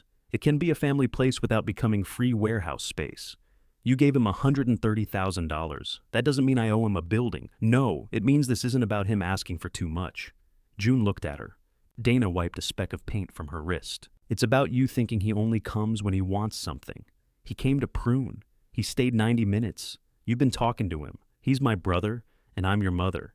That's why I'm standing here covered in Harvest Cream. June saw the hurt before Dana bent to reload the roller. I know, June said. Dana painted without answering. Eric's grand opening invitation arrived on thick paper with the same blue and green logo as his van. Beneath the printed details, he had written, Hope you can make it. June nearly called to ask whether the sentence meant what it said. Instead, she bought a new blouse. The office sat in a low commercial plaza between a flooring showroom and a tax preparer. Eric had filled the parking lot with 2 service vans, folding tables, and a catered lunch. Blue balloons knocked against the awning. Employees in matching shirts moved through the space with the uncertain cheerfulness of people being paid to attend their employer's celebration. June arrived early enough to avoid speeches. Eric saw her from the reception desk. For half a second, surprise stripped the businessman from his face. Then he came around and hugged her. You look nice. You sound shocked. I'm glad you came. So am I. He gave her a tour. The office was smaller than June had imagined from his calls, but carefully arranged. Shelves held labeled filters, meters, protective equipment, and sealed containers of products whose names seemed designed to discourage questions. The rear room was dry now, though Eric pointed out a brown stain across the ceiling. "Landlord says the roof's fixed," he said. "Do you believe him? I put a moisture sensor up there." "Good." He introduced her to his office manager, a brisk woman named Sheila, who informed June that Eric had personally handled a difficult crawlspace inspection after a technician called out. "He came back looking like he'd been rolled in the cocoa powder," Sheila said. "It wasn't cocoa," Eric replied. "I assumed." June watched him speak with customers, answer questions, and remember names. He did not rush. He did not exaggerate. When a man asked whether he needed an expensive ceiling package, Eric said an ordinary dehumidifier might solve the problem first. Walter would have sold the package. The comparison embarrassed June, though no one heard it. During the ribbon cutting, Eric thanked the regional company, his staff, and the family, who gave me room to try again. His eyes found June's for only a moment. Afterward, they stood beside the refreshments with paper plates of cold pasta salad. "You're good at this," June said. Eric looked at her as if checking for humor. "It's been 6 weeks. You were good today." "Today cost me $1,100, then enjoy the pasta," he smiled. "I'm booked almost 3 weeks out. That's wonderful, still fragile. Most living things are." His smile faded at the edges. "How's the orchard?" 11 acres have water. The russets may have a cider buyer. That's why you need the shed?" "It's one reason," he nodded slowly. "I rented a unit. I'm sorry it costs you. $460 a month. That does cost you. I could have used your space for 8 weeks and been gone before harvest." June put down her fork. "If you had said 8 weeks and meant 8 weeks, perhaps. You assumed I wouldn't. I asked how long. You said maybe 8. That's how temporary works. For you." They stood beneath the blue balloons, surrounded by people holding branded cups. Eric looked toward his office. "When you gave me the money, I thought you believed I could do this. I do. You don't trust me with an empty room. Those are different things. They don't feel different." June wanted to offer the shed now. The offer rose quickly, driven by his careful shelves, the honest advice he had given the customer, and the line in his speech about room to try. She could picture the relief on his face. She could also picture pallets remaining through harvest, because his rear room leaked again, or the storage unit required a longer notice. "You built something good here," she said. "I mean that?" Eric pressed his lips together. "Thank you for coming," he said. It was polite enough to end the conversation. At the orchard, apples began gaining weight. Branches lowered beneath uneven clusters. The russets developed their dull, rough skins, plain fruit that looked diseased to anyone expecting shine. June monitored insects, adjusted the irrigation schedule, and thinned where crowded limbs risked breaking. Naomi returned for a paid inspection and found June carrying a picking bag. "No," she said. "It's empty. It's still hanging from your bad shoulder. My shoulder is not bad. It has a history of bad decisions." June removed the bag. Happy? Temporarily. They cut sample fruit from each viable block. Naomi sliced apples, checked seeds, and painted the flesh with iodine to judge starch conversion. June recorded results. "Harbor Ridge coming?" Naomi asked. "Caroline Pike is coming Tuesday." Naomi glanced up. "Coming here?" She said samples would tell her more if she saw the blocks. "That's interest. It's a visit. You always this cheerful when things go well? I don't want to startle them."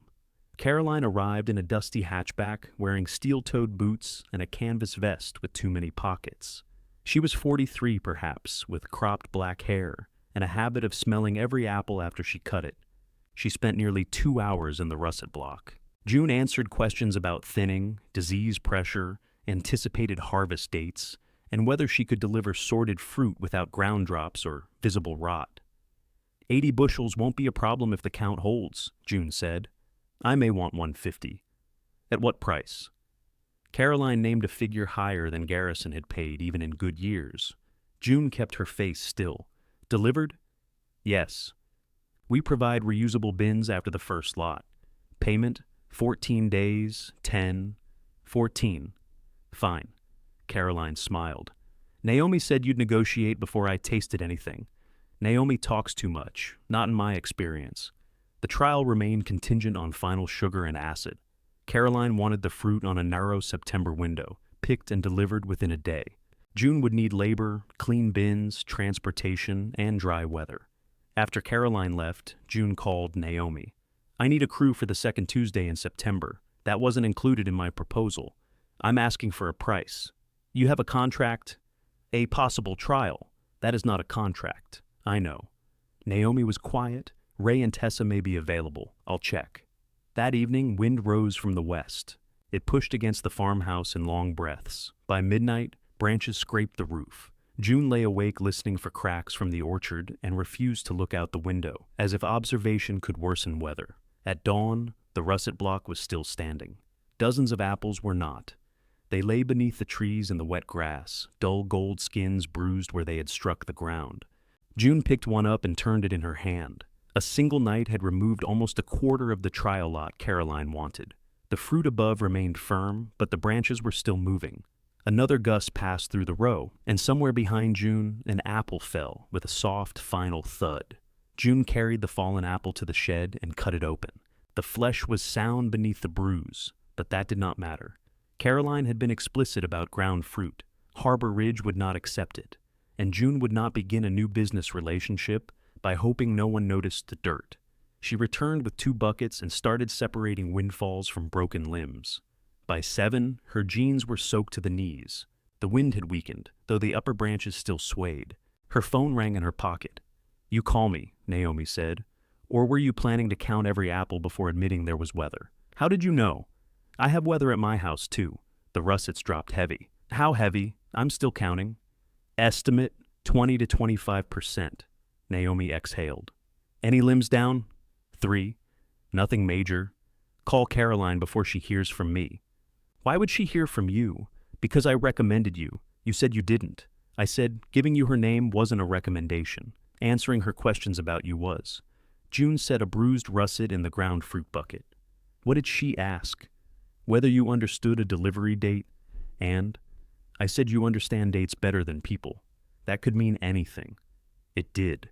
After they disconnected, June counted the remaining fruit by sampling trees across the block. Her estimate came to 118 bushels if there were no more serious losses and if rot remained low.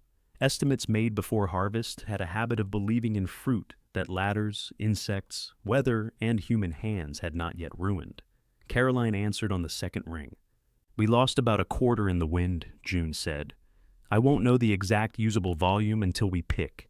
Can you deliver 100? I believe so."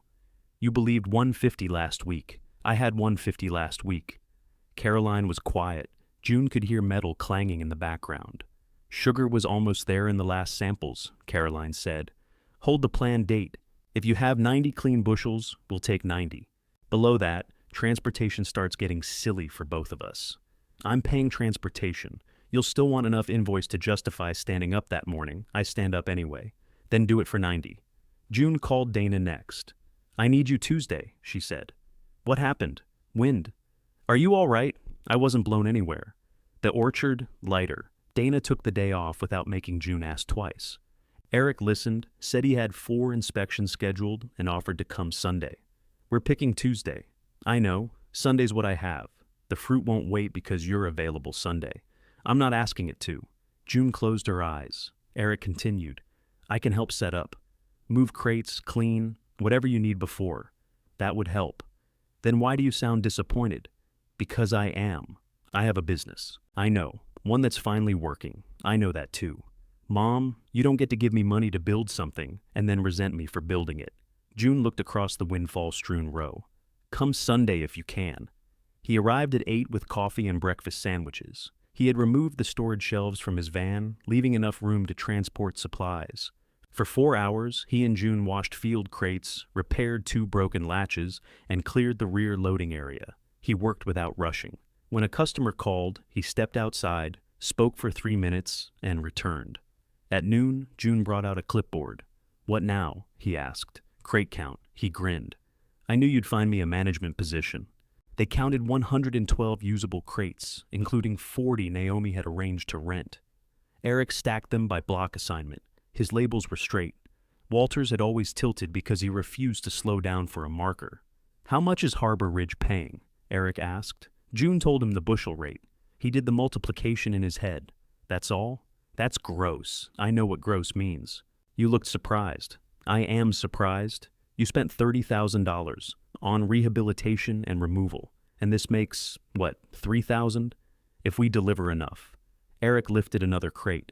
You could earn that much renting the shed to me for a year. You offered 1,200. I offered 200 for 2 months. Exactly. He set the crate down harder than necessary. I'm trying to understand the logic. The tree should produce again next year. Removal should not. Something else will. Yes. And then something after that. Probably. He stared at the rows through the loading door. Dad used to say the next crop would fix everything. Your father said many things while owing people money. How is this different? I don't owe anyone. Because you gave away cash you could have used here. June felt the sentence strike and remain. Eric looked immediately sorry. I didn't mean that. Yes, you did. I meant you made a choice. So did you. His mouth tightened. I'm here, aren't I? Yes. Still not enough. June placed the clipboard on the crate. You came on a day you could come. I'm grateful. That sounds exactly like you did with Dana. What does? Like, I'm a neighbor with a snow shovel. Would you prefer I say, I'm proud of you? He gave a small, humorless laugh. That would be strange. I am. Eric looked down at the labels. June continued, your office is organized. Your people respect you. You gave an honest answer to a customer when dishonesty would have paid more. I saw it. His face changed, but he did not look up. I'm proud of the work you're doing, she said. I'm also allowed to wish you could be here Tuesday. Both are true. He rubbed his thumb along the edge of a crate. 4 inspections. I heard you. After he left, June found the company coffee cup he had brought her sitting on the office desk. Beneath the logo, in smaller letters, were the words, fewer worries. She filled it with water and used it to rinse dust from the windowsill. Picking began before sunrise Tuesday. Naomi arrived with Ray, Tessa, and 2 additional workers June had hired through Bell Orchard Services. Dana came wearing Walter's cap and carrying a paper bag of biscuits. Her new boots already had orchard mud dried into the seams. Naomi assigned blocks and repeated the quality rules. No ground fruit, no visible rot, separate limb rub damage. Russets into blue-labeled crates, Northern Spy into white. June would manage intake and grading inside the shed. I can pick lower branches, June said. You can grade. I need every hand. You need the hand that knows what can ship standing where every crate passes. June accepted the grading table. The first fruit came in at 7:10. Ray carried 2 crates on a hand truck. Apples nestled against one another with rough skins and dull gold patches. June cut random samples, checked for internal breakdown, and recorded the block. More crates followed. The empty shed changed around them. Wheels crossed the cleaned floor. Tessa called counts from the loading door. Dana brought in fruit with leaves tangled in her hair and a red scrape along one wrist. The air filled with the green, faintly spicy smell of fresh russets. By noon, they had 56 bushels graded. At 2, Ray found rot spreading in a low pocket of the upper block. 7 trees produced almost nothing shippable. Naomi revised the count without drama. We're still above 90, she said. If the north side holds, if... June hated the word, but appreciated that Naomi used it honestly. They worked until the light began to flatten. Dana's pace slowed. One of the hired workers developed a blister and switched to sorting. June's shoulder burned from repetitive cutting, even though she had not lifted a crate. The final count was 106 bushels. After labor, crate rental, truck rental, fuel, and delivery, the sale would not repay 1/10 of June's first-year investment. She stood among the stacked crates and wanted to cheer. Instead, she said, We're 6 over. Naomi wiped her forehead with a bandana. Control yourself. Dana dropped into a chair against the wall. If anybody needs me, I've died. You still have paperwork, June said. Dana lifted her head. I withdraw all emotional support. Ray opened the bag of remaining biscuits. Dead people don't get one. Dana stood again. The rental truck had a liftgate that shuddered under each load. Ray and Tessa helped June secure the crates in rows while Naomi checked the delivery list. At 8, the shed was quiet again. Dana leaned against her car, too tired to drive. You're staying, June said. I'm thinking about it. You're staying? Dana did not argue. They ate scrambled eggs in the kitchen because neither had the energy to cook anything requiring more than one pan. Dana's hands shook slightly when she lifted her fork. "I understand why you stopped making us help," she said. June looked at her. "We didn't stop. You stopped asking me after I left. You were working. I hated this place. I know." Dana stared at the eggs. "I hated that it got the version of you with answers. We got the version that was too tired to talk." June set down her fork. "I thought working was how I took care of you," she said. "I know that now. I should have known it wasn't the same as being there." Dana pushed a piece of egg around her plate. "Dad made everything feel like we owed the orchard, even dinner, even shoes. He made me feel that way too." "You stayed." "Yes." "Why?" June looked through the dark window toward the shed. "At first because I loved him," she said. "Then because I knew the work. Then because leaving seemed harder. Reasons pile up when you don't examine them. And now I'm examining them." Dana slept in the guest room. Before dawn, June left a note beside the coffee pot and drove the rental truck to Harbor Ridge with Naomi in the passenger's seat. The cidery occupied a converted dairy building 40 miles south. Stainless steel tanks stood beneath old beams. The air smelled of yeast, wet concrete, and crushed fruit. Caroline inspected random crates as they unloaded. She rejected one for hidden rot and another for excessive bruising. June did not argue, though both rejections felt personal. The accepted total was 102 bushels. Caroline signed the delivery sheet. 14 days. I remember. "If fermentation trials go well, we may talk next year." "May?" Caroline smiled. "You're not the only one who dislikes promises." On the drive home, Naomi rested one boot against the dashboard. "You did all right," she said. "We made delivery. That's what I said. It doesn't cover the season. One crop doesn't owe you salvation." June glanced at her. "That sounds rehearsed. I work with farmers." 2 weeks later, Harbor Ridge paid exactly what it had promised. June entered every expense in her ledger, subtracted labor and transport, and studied the small positive number left from the trial lot. Naomi came by that afternoon to collect the rented crates. June showed her the page. "What am I looking at?" Naomi asked. "Proof the 11 acres can produce fruit somebody will pay for?" Naomi examined the figures. "Proof they did it once. You're exhausting. You hired me for that." June closed the ledger. Outside, the remaining Cortlands reddened in the lower block. They had no buyer yet. The roadside room contained clean walls, 2 folding tables, and nothing else. Naomi followed June's gaze. "You going to open that stand?" she asked. "I don't have a sign." "You have a 30-foot sign facing the road. It says orchard. Put apples in the room. People will solve the mystery." June found a sheet of plywood behind the shed and painted Apples Saturday across it in red.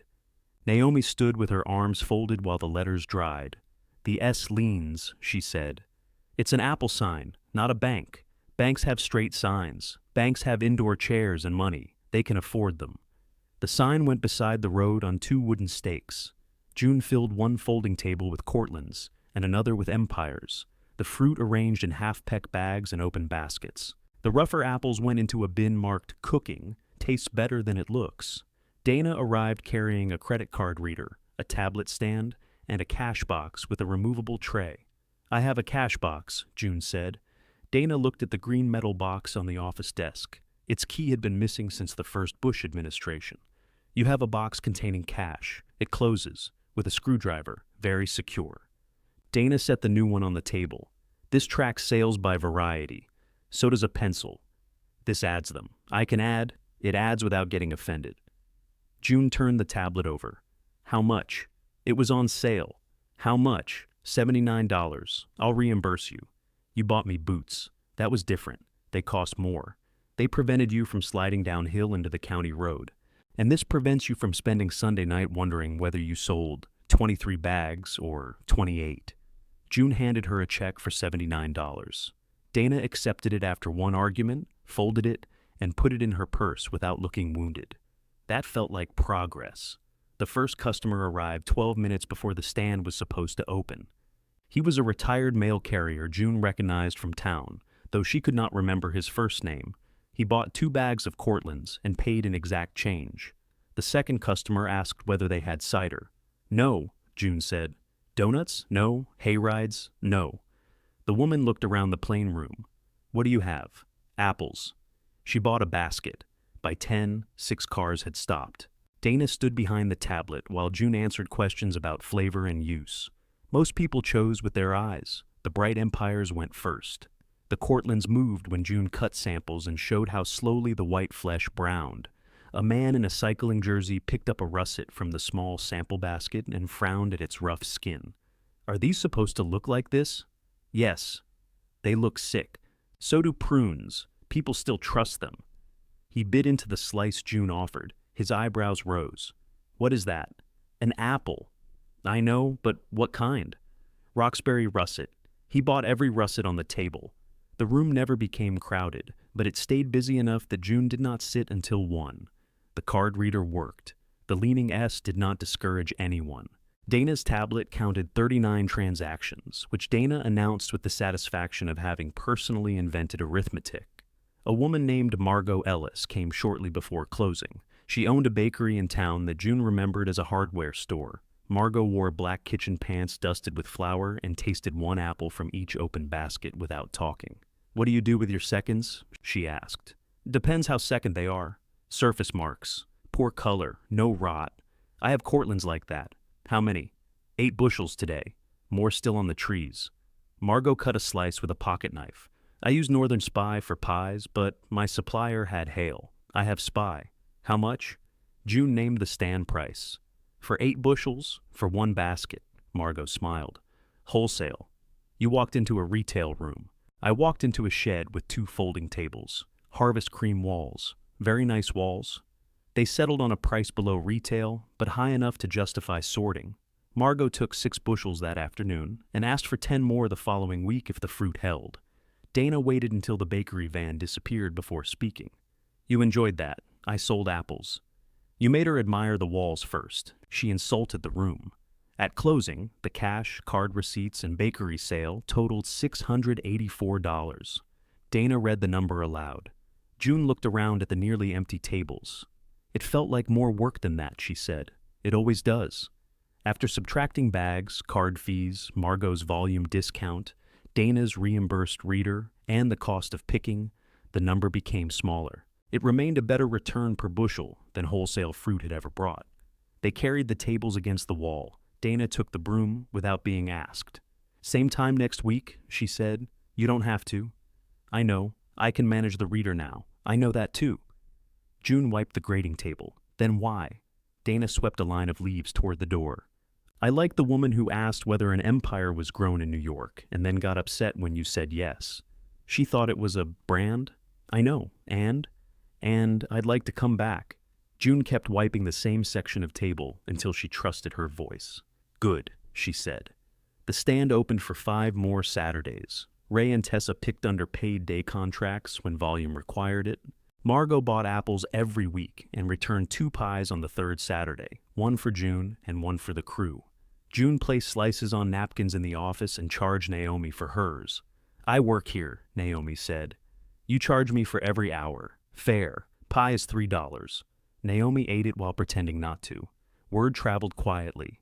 Adults drove out from town for baking apples. A restaurant bought imperfect empires for chutney. A woman who made preserves in a licensed commercial kitchen purchased wind-marked Cortlands and later asked whether June would stock jars on consignment. June agreed to 12 jars, then 30 after the first batch sold. The room remained plain. No decorative barrels appeared. No one put straw on the floor. Dana suggested a chalkboard with tasting notes, and June allowed it on the condition that no apple be described as whimsical. By the last Saturday in October, the operational income from cider fruit, direct sales, bakery orders, and the remaining wholesale lot had covered harvest labor, packaging, delivery, and autumn maintenance. It had not repaid tree removal or rehabilitation. The orchard had lost money for the year when those costs were included. It had also stopped bleeding during the part of the season when it was supposed to work. Naomi studied June's ledger at the kitchen table. Don't turn one positive harvest period into a speech. I wasn't going to. You have the face. What face? The one people get before they say a hard year taught them what matters. A hard year taught me not to stand beneath gutters. That I believe. June poured coffee. The kitchen windows were open to the cool afternoon. Outside, Ray and Tessa were cleaning picking bags before returning them to Naomi's truck. "I want you to manage the 11 acres next year," June said. "I already sent you my winter rates. I saw them. You planning to negotiate?" "Yes." Naomi took her mug. "I'm listening. A base rate for scheduled work. A percentage of operating profit after direct costs." Naomi did not answer immediately. "Profit from what?" she asked. "The orchard blocks, cider, bakery, stand fruit. What about capital improvements? Mine, losses?" "Mine, unless the loss comes from work you agreed to manage." "That's vague. We can make it specific." Naomi's eyes narrowed. "Why a percentage?" "Because you are making decisions that create the crop. I can invoice for decisions. And then you leave. I run a business, so do I." Naomi looked toward the orchard. The autumn color had begun fading. The removed blocks were rough grass and stumps, while the surviving rows held only a few forgotten apples. "You want a partner?" she asked. "I want someone with a reason to care whether next year works. Pay is a reason. You know what I mean?" "Yes." Naomi turned back. "I also know you spent 46 years in a partnership, where one person's name covered two people's work. That is why I'm asking plainly. Why not your children?" June felt the question settle beside the ledger. "Dana helps with the stand because she wants to," she said. "Eric helped prepare for harvest. Neither one wants to manage trees. People change around profitable things. We are not profitable. You know what I mean?" "Yes." June poured Naomi more coffee without asking. "I gave them cash because I wanted them to have choices. I'm not going to make the orchard another obligation they can resent until it becomes valuable enough to claim." Naomi traced the rim of her mug. "You think that's what Walter did to them?" "I think Walter made work into proof of love. I helped. And now I pay people." From outside came Tessa's laugh and the slam of the truck's tailgate. Naomi closed the ledger. "Send me actual terms, not feelings dressed as math. Dana can draft the math. That may complicate your speech about not involving your children. Dana is an accountant. Then pay her." June smiled. "You're expensive even before I hire you. Another reason to offer me a percentage." Naomi did not say yes. She did not say no. Eric missed the first 4 stand Saturdays. On the 5th, he arrived 10 minutes before closing in his company van. He looked thinner than he had at the grand opening. The silver patch beneath his ear had grown wide enough that shaving could no longer hide it. He walked through the roadside room, touching the chalkboard, the empty baskets, and the shelf of preserves. "You did all this?" "People helped." Dana made that sign. "Her S is straight." He smiled faintly. "How'd you do today?" "Fine." "What does fine mean?" $247 in the room, plus Margot's order. "That bakery?" "Yes." He picked up a jar of Cortland butter and turned it over. "You're selling other people's products now?" "On consignment." "Look at you." There was affection in it. June allowed herself to hear that before hearing anything else. "How's business?" she asked. "Booked solid." "That's good. I'm adding a second van." "You already bought it?" "Deposits down." "Another technician?" "I'm interviewing." "Before or after you committed to the van?" Eric returned the jar to the shelf. "I knew you'd do that." "Ask a question?" "Turn good news into an audit." June leaned against the table. "Is it good news?" "Yes." "Then I'm glad." "You don't sound glad." "I sound worried." "Same thing. With you." Before she could answer, Dana entered from the office carrying the cash box. "I didn't know you were coming," she said. "I had a job nearby." Dana looked at his jacket. "You look tired." "Thank you. I know what you meant." They closed the stand together. Eric carried the folding tables without being asked. Dana counted the drawer while June entered inventory. For several minutes they worked like the family June had once imagined they could become, after Walter no longer filled every room. Then Eric found the ledger open beside the tablet. "So it is paying," he said. "It covered operations during harvest," Dana replied. He looked at her. "I asked Mom." "And she'd tell you the same thing?" Eric read the total at the bottom of the page. "This is after costs?" "Direct harvest costs," June said. "But not the 30,000. "No." He nodded as if fitting the number into an argument he had not yet spoken. Dana closed the ledger. "Why do you care? It's our family orchard." The room went still. 6 months earlier, Eric had called it land. June refused to leave. Now surrounded by empty baskets and a cash box with a working key, he had called it ours. June took the ledger from Dana and carried it to the office. Behind her, Eric said, "What?" "Nothing," June replied. But it wasn't nothing, and all three of them knew it. June set the ledger on the office desk, then returned to the roadside room. Eric and Dana stood on opposite sides of the cash table. Between them sat the new lockbox, closed and quiet. "What did I say?" Eric asked. "You called it our orchard," June replied. "It is our family orchard. That's not the same sentence." "Mom, come on, no, explain it." He glanced at Dana, who gave him nothing. "It has our name on it," Eric said. "We grew up here, we worked here, Dad built it. Your father and I built it. I know." "Do you?" "I misspoke." June folded her arms. Her shoulder could manage that much now without complaint. "What did you mean to say?" "That I'm glad it's working." "You didn't say that." "I said it was family. When it needed $30,000 and 47 infected trees removed, it was my choice. When I fell, it was a place I was too stubborn to sell. Now that there's money in a cash box, it's family." Eric's face reddened. "That is not fair." "No, it isn't. I came here, I moved crates, I helped prepare for harvest. Yes, I didn't ask you for a dime. Not today." His eyes hardened. "You really think that's all I am?" June regretted the sentence, but not enough to lie. "I think money changes how you look at things," she said. "It changes how everybody looks at things." "Exactly." Dana picked up her coat from the back of a chair. "We should go." Eric looked at her. "You're leaving with me?" "No. I'm leaving before one of you says something neither of you can stop repeating." "That might already have happened," June said. Dana put on her coat. "Then don't make it worse." Eric carried the empty baskets to the wall and stacked them, though they were already stacked. When he finished, he stood with his back to June. "I said R because I thought I still belonged here," he said. June's anger loosened just enough to hurt differently. "You belong here," she replied. "On what terms?" "As my son." He turned. "That sounds smaller than it used to." "It shouldn't." "No," he said, "it shouldn't." He left first. Dana waited until his van pulled onto the road. "You heard what he said," June told her. "I heard both of you. He changed the word when there was income." "Maybe." "You know he did." Dana buttoned her coat. "He also came after working all day because he wanted to see what you made." "That proves my point." "Or he wanted to see what you made." June looked toward the office where the ledger lay open. Dana continued.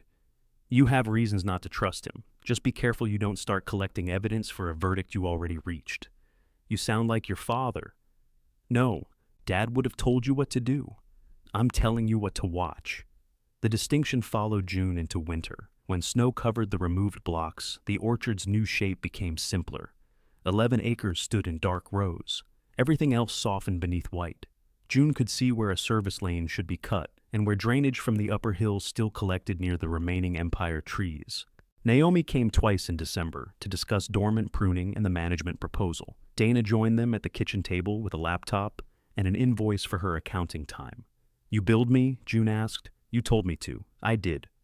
"Do you want me to remove it?" "No." "Then why are you looking proud?" "I'm looking at the hourly rate. It's lower than what my firm charges." Naomi leaned over to read the invoice. "Raise it next year."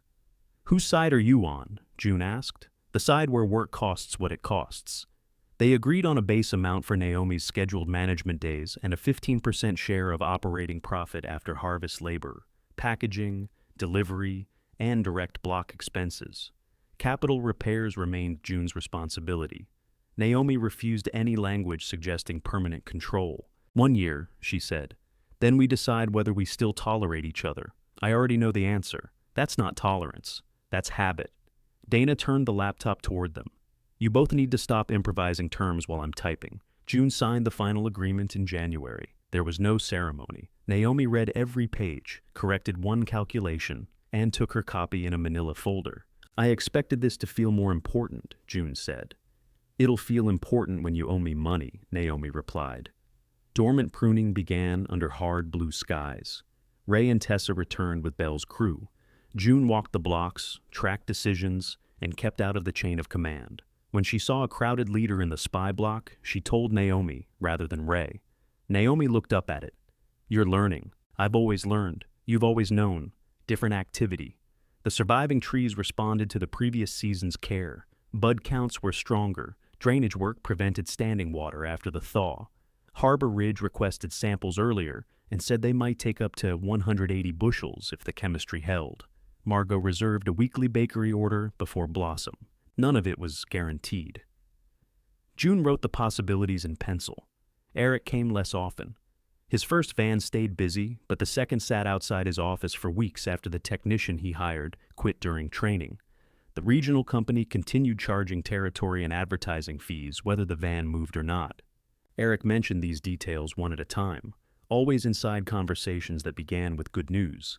"We had our best revenue month," he said one evening. "That's wonderful. Expenses were high." "How high?" "Growth high." June waited. "I'm handling it," he added. "I didn't say you weren't. You went quiet. I was listening." "That's never just listening with you." She almost asked whether he needed money. The question reached the back of her teeth before she stopped it. Eric had already told her what he wanted her to know. Asking could become an invitation. Neither of them was ready to refuse. Dana remained present in smaller ways. She came for dinner without paint clothes. She helped June prepare quarterly sales reports and accepted payment. Sometimes she sat at the kitchen table after the work was finished and spoke about ordinary things. An unreasonable client, a neighbor who practiced the trumpet badly, the strange silence of her house after debt collectors stopped calling. One evening, June asked whether the silence was good. Mostly, Dana said, "It turns out anxiety was company, poor company. It still showed up." June understood more than she wanted to. Blossom came thick on the russets. White flowers covered the upper rows, brighter than June had allowed herself to expect. She did not photograph them for Eric or Dana. Dana drove out anyway and stood beneath the trees with her face tipped upward. "They look like the story Dad told," she said. "What story?" "The proposal." June looked at Dana's brown work boots in the spring mud. "You're still not wearing a yellow dress. Good. Yellow is terrible on me." They walked the row together. At Fruit Set, the Count supported Harbor Ridge's larger request. Naomi reduced the estimate twice, first for natural drop and then for insect damage. June did not argue. She had learned that optimism was not improved by hiding costs from it. The second roadside season opened with 2 more tables and a used refrigerator for preserves that needed cooling. The walls remained harvest cream. Dana's chalkboard described the Roxbury russet as deep, tart, and ugly in a trustworthy way. June allowed it. By late summer, the operation was on track to show a modest annual profit even after Naomi's share. Not a fortune. Not enough to make 32 acres suddenly valuable as an orchard. Enough to pay June a small draw, build an equipment reserve, and prove the previous harvest had not been an accident. Eric arrived at the farmhouse on a Thursday evening without calling. His company jacket was folded over one arm despite the heat. Sweat darkened the collar of his shirt. He looked toward the orchard before entering the kitchen. "Do you have dinner?" he asked. "I have food. I didn't mean to assume. You came at 6:15. You assumed." June heated meatloaf and boiled green beans. Eric ate quickly at first, then seemed to notice and slowed down. "How's the second van?" she asked. "Working." "Good. 3 days a week." "Not good. It'll build." June waited. Eric put down his fork. "One of our commercial clients hasn't paid. It's a big invoice. I've got advertising fees, payroll, 2 van payments, insurance. How much do you need?" He rubbed his palms together under the table. "I didn't come to ask for a gift." "How much?" 50,000. "Yes." June looked at the blue rooster above the bills. Dana's decorative bird appeared cheerful about the number. "I don't have 50,000 to lend you," she said. "You have land." The words entered softly. June turned back to him. "What does that mean?" "The cleared frontage is doing nothing. It drains the orchard and gives access to the shed, not all of it. 5 acres along the road wouldn't touch the productive blocks. You've been looking. I drive past. You looked closely enough to count acres." Eric pushed his plate away. "I talked to somebody who knows property." "Who?" "It doesn't matter." "It matters to me. I didn't list it. I asked a general question." June's hands remained flat on the table. Eric leaned forward. "You could sell a few acres, replenish what you spent, put money aside, and help me with a loan. Not a gift. I pay you back from the business." "No, you haven't heard the numbers. I heard the land. It's vacant." "It's not vacant. It's part of the property. The property you cut 2/3 of the trees off to save the rest. And it worked. You don't need those acres. I'm not selling them." Eric sat back. Exhaustion made him look older than 46. I thought you wanted me to succeed. I do. Then help me through this. I helped you start, and I'm grateful. Are you? His face tightened. There it is. What? The check. You said it was mine. You said you wanted me to have a chance. But every time I need anything, the check walks into the room before I do. You asked me to sell land for a loan after I gave you $130,000. It's been over a year. June heard the sentence with painful clarity. It has, she said. Headlights moved across the kitchen wall. A car door closed outside. Eric looked toward the mudroom. Dana's here. You invited her? I asked her to come. The betrayal was small enough that Eric seemed not to recognize it as one. Dana entered carrying her work bag. She looked from Eric's unfinished plate to June's face. You already asked, she said.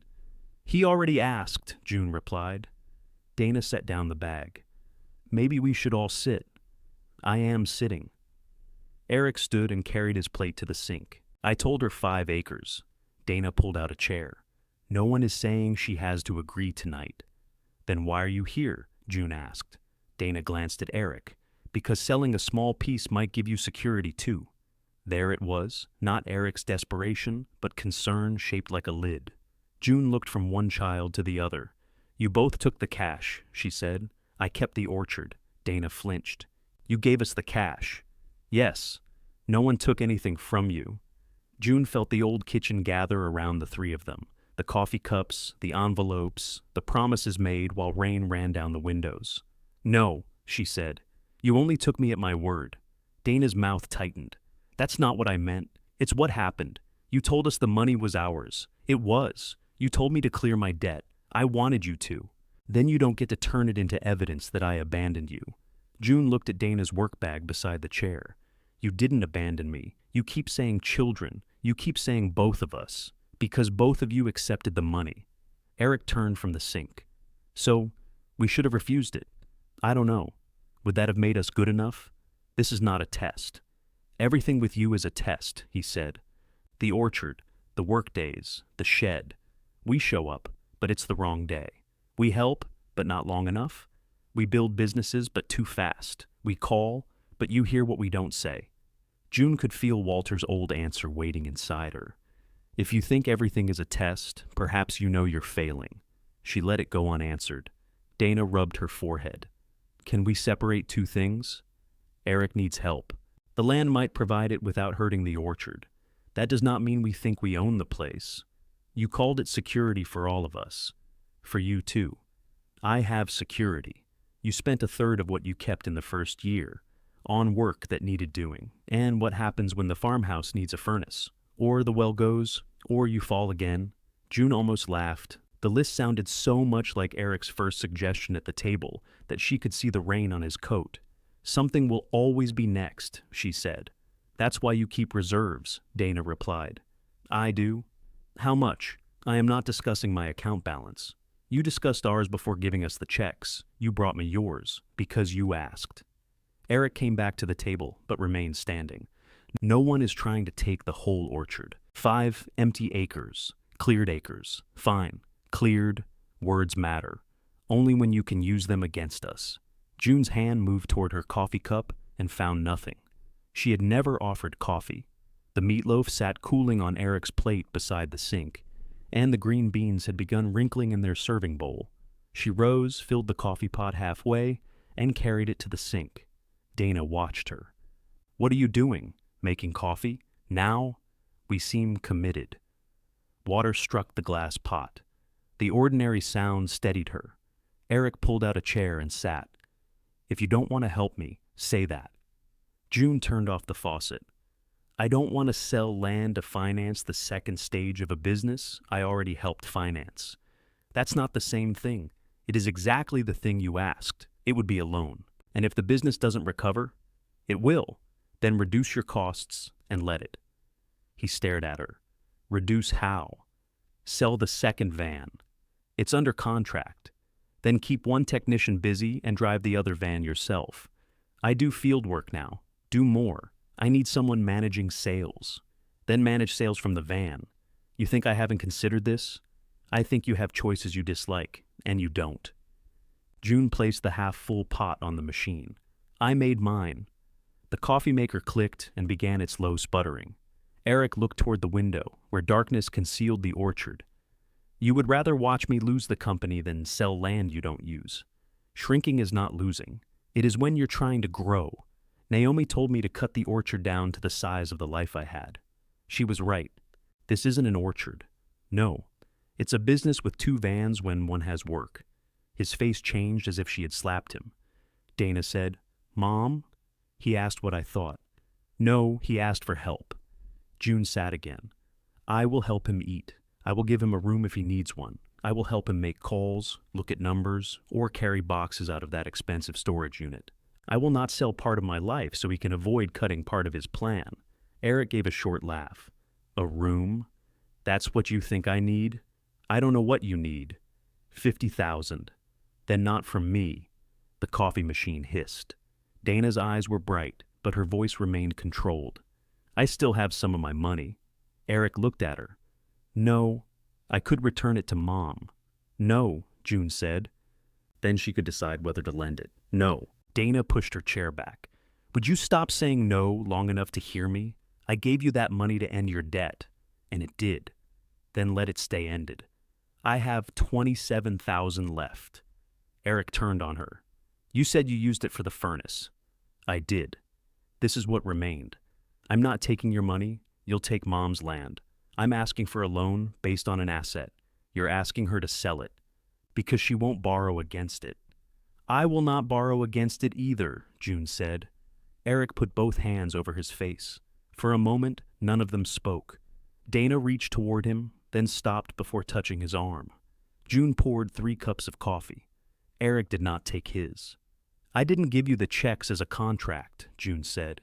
I don't want the money back. I don't want interest. I don't want gratitude performed twice a month. Eric lowered his hands. I wanted to make your lives easier, she continued. That was true. Another true thing is I thought if your lives became easier, you might have room for me. Dana looked down. You promised workdays and dinners, June said. You meant it when you promised. I believed it because I needed to. I came, Dana whispered. Yes, you did. More than I expected after a while. That's a terrible thing to say. It's a terrible thing to have expected. Dana's face crumpled, then tightened again. I was angry at you. I know. No, I don't think you do. You gave me more money than I had ever held and kept the thing that took you away from us. It felt like you were paying me to stop asking for a mother. June gripped her cup. I thought you chose it again, Dana said. Dad was gone, and for once there was nothing between us. Then you went uphill with a saw. The kitchen clock clicked above them. I didn't know who I was without the work, June said. That is not your fault. What are you now? I'm finding out. Eric leaned back, his eyes tired and wet. And we're what? Visitors? You're my children. You keep saying that like it answers everything. It answers belonging. It does not answer ownership. He looked toward the mudroom. Walter's boots stood beside the door, toes pale with old soil. You think we want the orchard because it made some money, he said. You called it ours after it made money. Maybe I called it ours because you finally made it look like a place we could come back to. June felt the sentence open a space she did not trust herself to enter quickly. You could have come back when it was broken, she said. So could you, Eric replied. Before Dad died, before the checks. You lived in the same house and disappeared into taking care of him. He was ill. He was always something. That doesn't mean I could leave him. No. It means there was always a reason we came second. June heard Dana inhale. Eric stood. His untouched coffee trembled slightly when the table moved. I shouldn't have asked Dana to come, he said. I thought if she explained it, you'd hear something besides greed. I do hear more than greed. Do you? I hear fear. I hear you wanting the second van to prove the first one wasn't luck. I hear you thinking a business that gets smaller makes you smaller. He took his jacket from the chair. And I still hear you asking for my land, June said. Eric's jaw worked. I am not selling it, she continued. I am not lending you more money. If you come here, come because you want dinner or work or an argument that doesn't end in acreage. Do not come to value what can be carried away. There it is, he said. Trees over your children. No, me with my children. If my children can stand beside a life they don't control. Eric walked into the mudroom. Dana rose. Eric. He stopped with his hand on the outer door but did not turn.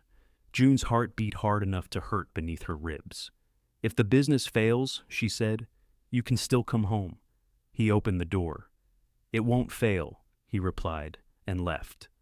The kitchen seemed enormous after his car disappeared. Dana carried the cups to the sink. She washed Eric's untouched one first, then hers. June dried them and set them upright on the yellow towel. I didn't come to take land, Dana said. I know. I thought 5 acres was a compromise. A compromise between what I want and what Eric wants leaves nothing for what the orchard needs. Dana rinsed the coffee pot. You could have said that without putting us both back at this table with those checks. I could have. Why didn't you? Because I'm angry. Dana nodded. At least that's honest. I am also sorry. For giving us the money, for believing money could repair time. Dana dried her hands. I don't know how to be here without feeling like you're measuring whether I stayed long enough. Come for dinner. That simple? No work clothes, no ledger, no land. And if I leave after an hour, I'll complain privately. Dana smiled despite the tears on her face. I need some time, she said. I know. She left her coffee untouched too. June carried both cups to the sink, then stopped in the mudroom. Walter's boots stood exactly where they had stood through winter, pruning, blossom, and harvest. She lifted them. They were lighter than she expected. The leather had cracked at the ankles. Inside one boot lay a curled brown leaf and an old metal washer. No message, no meaning placed there for her to discover. Just dirt that had once belonged to the orchard. June carried the boots to the packing shed office and set them beneath the desk beside the drawer, holding Walter's gloves. Then she returned to the house without replacing them with anything. Naomi arrived at 7 the next morning to test fruit. You look bad, she said. I hosted a family meeting. Same thing. They walked the russet block. Sugar had risen, seeds had darkened, the forecast threatened 3 days of rain, followed by strong wind, and Caroline wanted delivery before it arrived. We pick in 2 days, Naomi said. That gives us 1 day to prepare. You have crates. I have Ray and Tessa. The 2 additional workers are available. Dana runs intake. Naomi looked at her. I haven't asked, June corrected. Good. I can run it. With your shoulder? My shoulder is healed. Your shoulder is experienced. June cut a russet and tasted it. Sweetness came first, then the dry, sharp finish Harbor Ridge wanted. I'll run intake, she said. The crew was booked. The truck was rented. Margot moved her bakery order forward, and Caroline confirmed 170 bushels at the agreed price if quality held. June did not call Eric. She sent Dana one message. We pick Thursday. You are welcome. No obligation. No answer came. Wednesday. Before dawn, Thursday, Belle's truck entered the drive, followed by Ray's car and Tessa's battered hatchback. Headlights moved across the newly empty place beside June's mudroom door. At 5:57, another car turned in from the county road. June stood inside the packing shed with the lights on and waited to see who stepped out. Dana stepped out wearing her brown work boots, jeans, and Walter's old cap. She carried no work bag, no laptop, and no coffee. For a moment she stood beside her car as if the absence of those things required explanation. June opened the loading door. You're early, she said. It's 5:57. We start at 6. I know. Dana walked into the shed. Her eyes moved over the grading table, the stacked crates, and the intake sheets clipped to a board. Where do you need me? Here. At intake? Yes. Dana removed the cap and tightened her hair. Are you going to explain the system? I thought you understood what an orchard was. That was before I understood you could create a certification program for picking up a stick. June handed her the clipboard. Their eyes met. Dana smiled first. Naomi entered behind Ray and Tessa. She glanced between them, saw what had been decided, and began assigning blocks without comment. The orchard did not care that the family had argued. A picking bag strap broke before 8. One rented crate split at the bottom and dropped apples across the shed floor. Tessa discovered yellow jackets inside a hollow tree and came downhill using language that made Ray remove his hat in mock respect. By 10, clouds had lowered over the western ridge. Naomi entered with mud on one knee. Rain's ahead of forecast. How far? Maybe 3 hours. We need 5, then need faster. They added a second intake station. June moved Dana to quality checks and took the counts herself. Margot arrived in the bakery van for her order and stayed to help load after seeing the sky. Lyle came down the lane with a pallet fork attached to his tractor. "No charge," he told June. "I'm protecting my view. Your view is my loading door, best part of the place."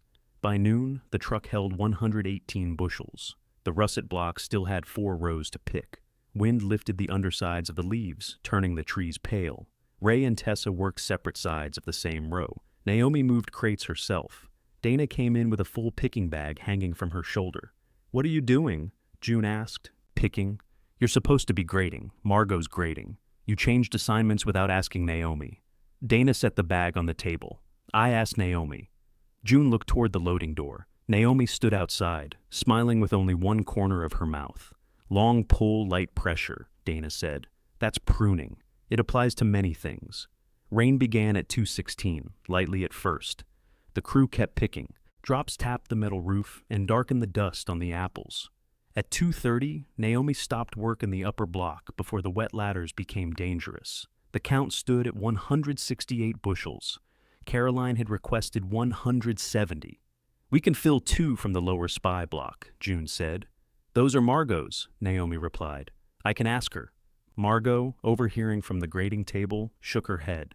"Take 2. I'll use Empires. You ordered spy. I make pie, not foreign policy." The last 2 bushels came in under a steady rain. June inspected every crate twice, expecting the number to shrink because numbers usually did. It held. The loading door closed at 3:05. Rain hammered the repaired roof. Water moved through the new gutter and away from the building without touching June. Ray sat on an empty crate. Tessa lay flat on the clean concrete floor. Dana removed Walter's cap and wrung rainwater from her hair. Naomi looked at June. "Say something." June studied the packed truck, the muddy crew, and the intake total. $79 was too much for that card reader. Dana threw a damp glove at her. They delivered to Harbor Ridge the following morning. Caroline rejected 3 bushels for bruising and accepted 167. She signed the sheet without ceremony. "Good tannin this year," she said. "If the ferment behaves, I'll want this block again." "If the price behaves," June replied. Caroline smiled. 14 days. On the return drive, Naomi opened the envelope containing her profit share calculation. "You didn't have to prepare this yet," she said. "I like numbers before they develop opinions. This assumes the stand meets last year's sales. It assumes 10% less. And Margot, standing order through October." Naomi read the page again. "You may show a real annual profit. Modest. Real and modest are allowed in the same room." I wish someone had told Walter. Naomi folded the page and returned it to the envelope. "1 more year. Our agreement? 1 more. Same structure, rates adjusted." That sounds like acceptance. It sounds like inflation. June watched wet fields move past the truck window. "Thank you," she said. Naomi looked ahead. "Don't make it strange." Dana stayed through the roadside season. She worked 2 Saturdays, came for dinner on 2 others, and once left after 45 minutes because she was tired. June complained privately to the Blue Rooster and nowhere else. Their conversations changed when there was no orchard problem between them. Dana spoke about loneliness without making June responsible for curing it. June spoke about Walter without turning him into either a saint or a punishment they had all survived. Sometimes they sat in the kitchen and said very little. Dana's remaining money stayed in her account. She stopped offering to return it. Eric did not come to the harvest or the stand. A month after the kitchen confrontation, he sent June a message. Sold second van. Took a loss. Still operating. June read it at the grading table. "I'm sorry about the loss," she wrote. His answer came an hour later. "I'm not exactly." She invited him to dinner. He did not reply that day. 2 days later, he said he had a commercial job and would try another week. He did not ask about the frontage. The business contracted to 1 van, 1 technician, and Eric doing inspections himself. He gave up the extra territory and moved his supplies from the commercial storage unit into the repaired rear room of his office after negotiating with the landlord. June learned these details from him, not Dana, during short calls in which neither mentioned money. He remained angry. So did June. Love did not remove either fact. When the roadside room closed for winter, June totaled the year. After wages, Naomi's share, crop expenses, packaging, delivery, insurance, maintenance, and taxes, Mercer Orchard had earned enough to pay June a small draw and leave a reserve. It had not replaced every dollar spent on removal. It could not support a reckless year. The farmhouse still needed work, and the irrigation pump would not live forever. The orchard was solvent. June wrote the final number in the ledger and closed it without showing anyone. Snow covered the cleared land again. Winter pruning resumed. Naomi renewed their agreement. Ray and Tessa returned. June replaced the office desk with a used metal one that had drawers capable of closing. Walter's gloves remained in the bottom drawer. His boots went to a church work clothing drive, after June cleaned them and removed the metal washer. The mudroom looked wrong, without them, for nearly a month. Then it looked like a mudroom. The third growing season brought ordinary trouble. A warm spell opened buds early. 2 irrigation valves cracked. Deer found a gap in the fence. Harbor Ridge reduced one proposed lot after its own production schedule changed, and Margot increased her order after adding an apple cake that sold better than her pies. June no longer treated every setback as a verdict. She hired labor before her shoulder hurt. She asked Naomi before directing Belle's crew.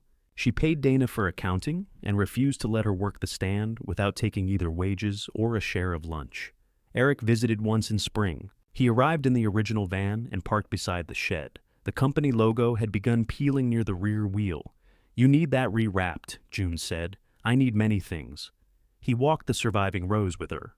Blossom covered the russets, though not as thickly as the previous year. "They look good," he said. "They look hopeful. Is that different? More expensive." He laughed.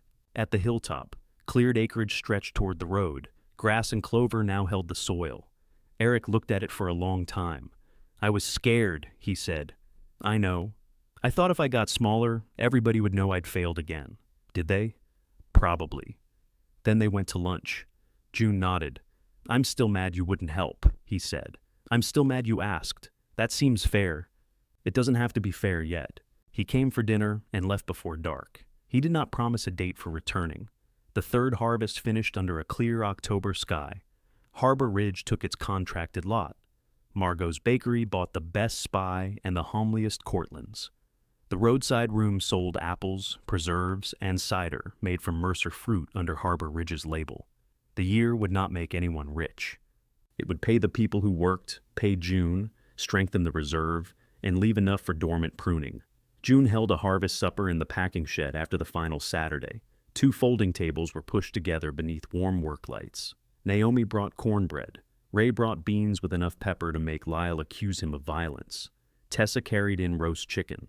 Margot contributed 2 pies and guarded them until dinner. Dana arrived in work clothes, carrying nothing. She set an extra place beside June, then looked toward the loading door whenever an engine passed on the county road. "Did Eric answer?" she asked. "He said he was working. Do you believe him?" "Yes." The chair across from June remained empty. She did not remove it. They ate among clean crates, the chalkboard, and walls Dana had insisted were not beige. Conversation moved over weather, equipment, Margot's impossible customers, and Tessa's plan to repaint Belle's truck without Naomi's permission. After dessert, Naomi handed June a folded page. "What's this?" June asked. "Next year's work plan." "At supper?"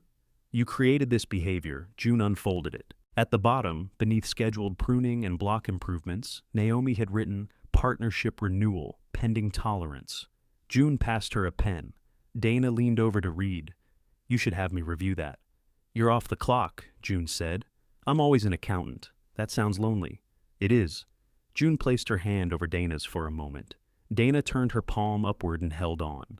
Outside, 11 acres moved in the dark, no larger than before, and no longer waiting to become anybody else's idea of enough.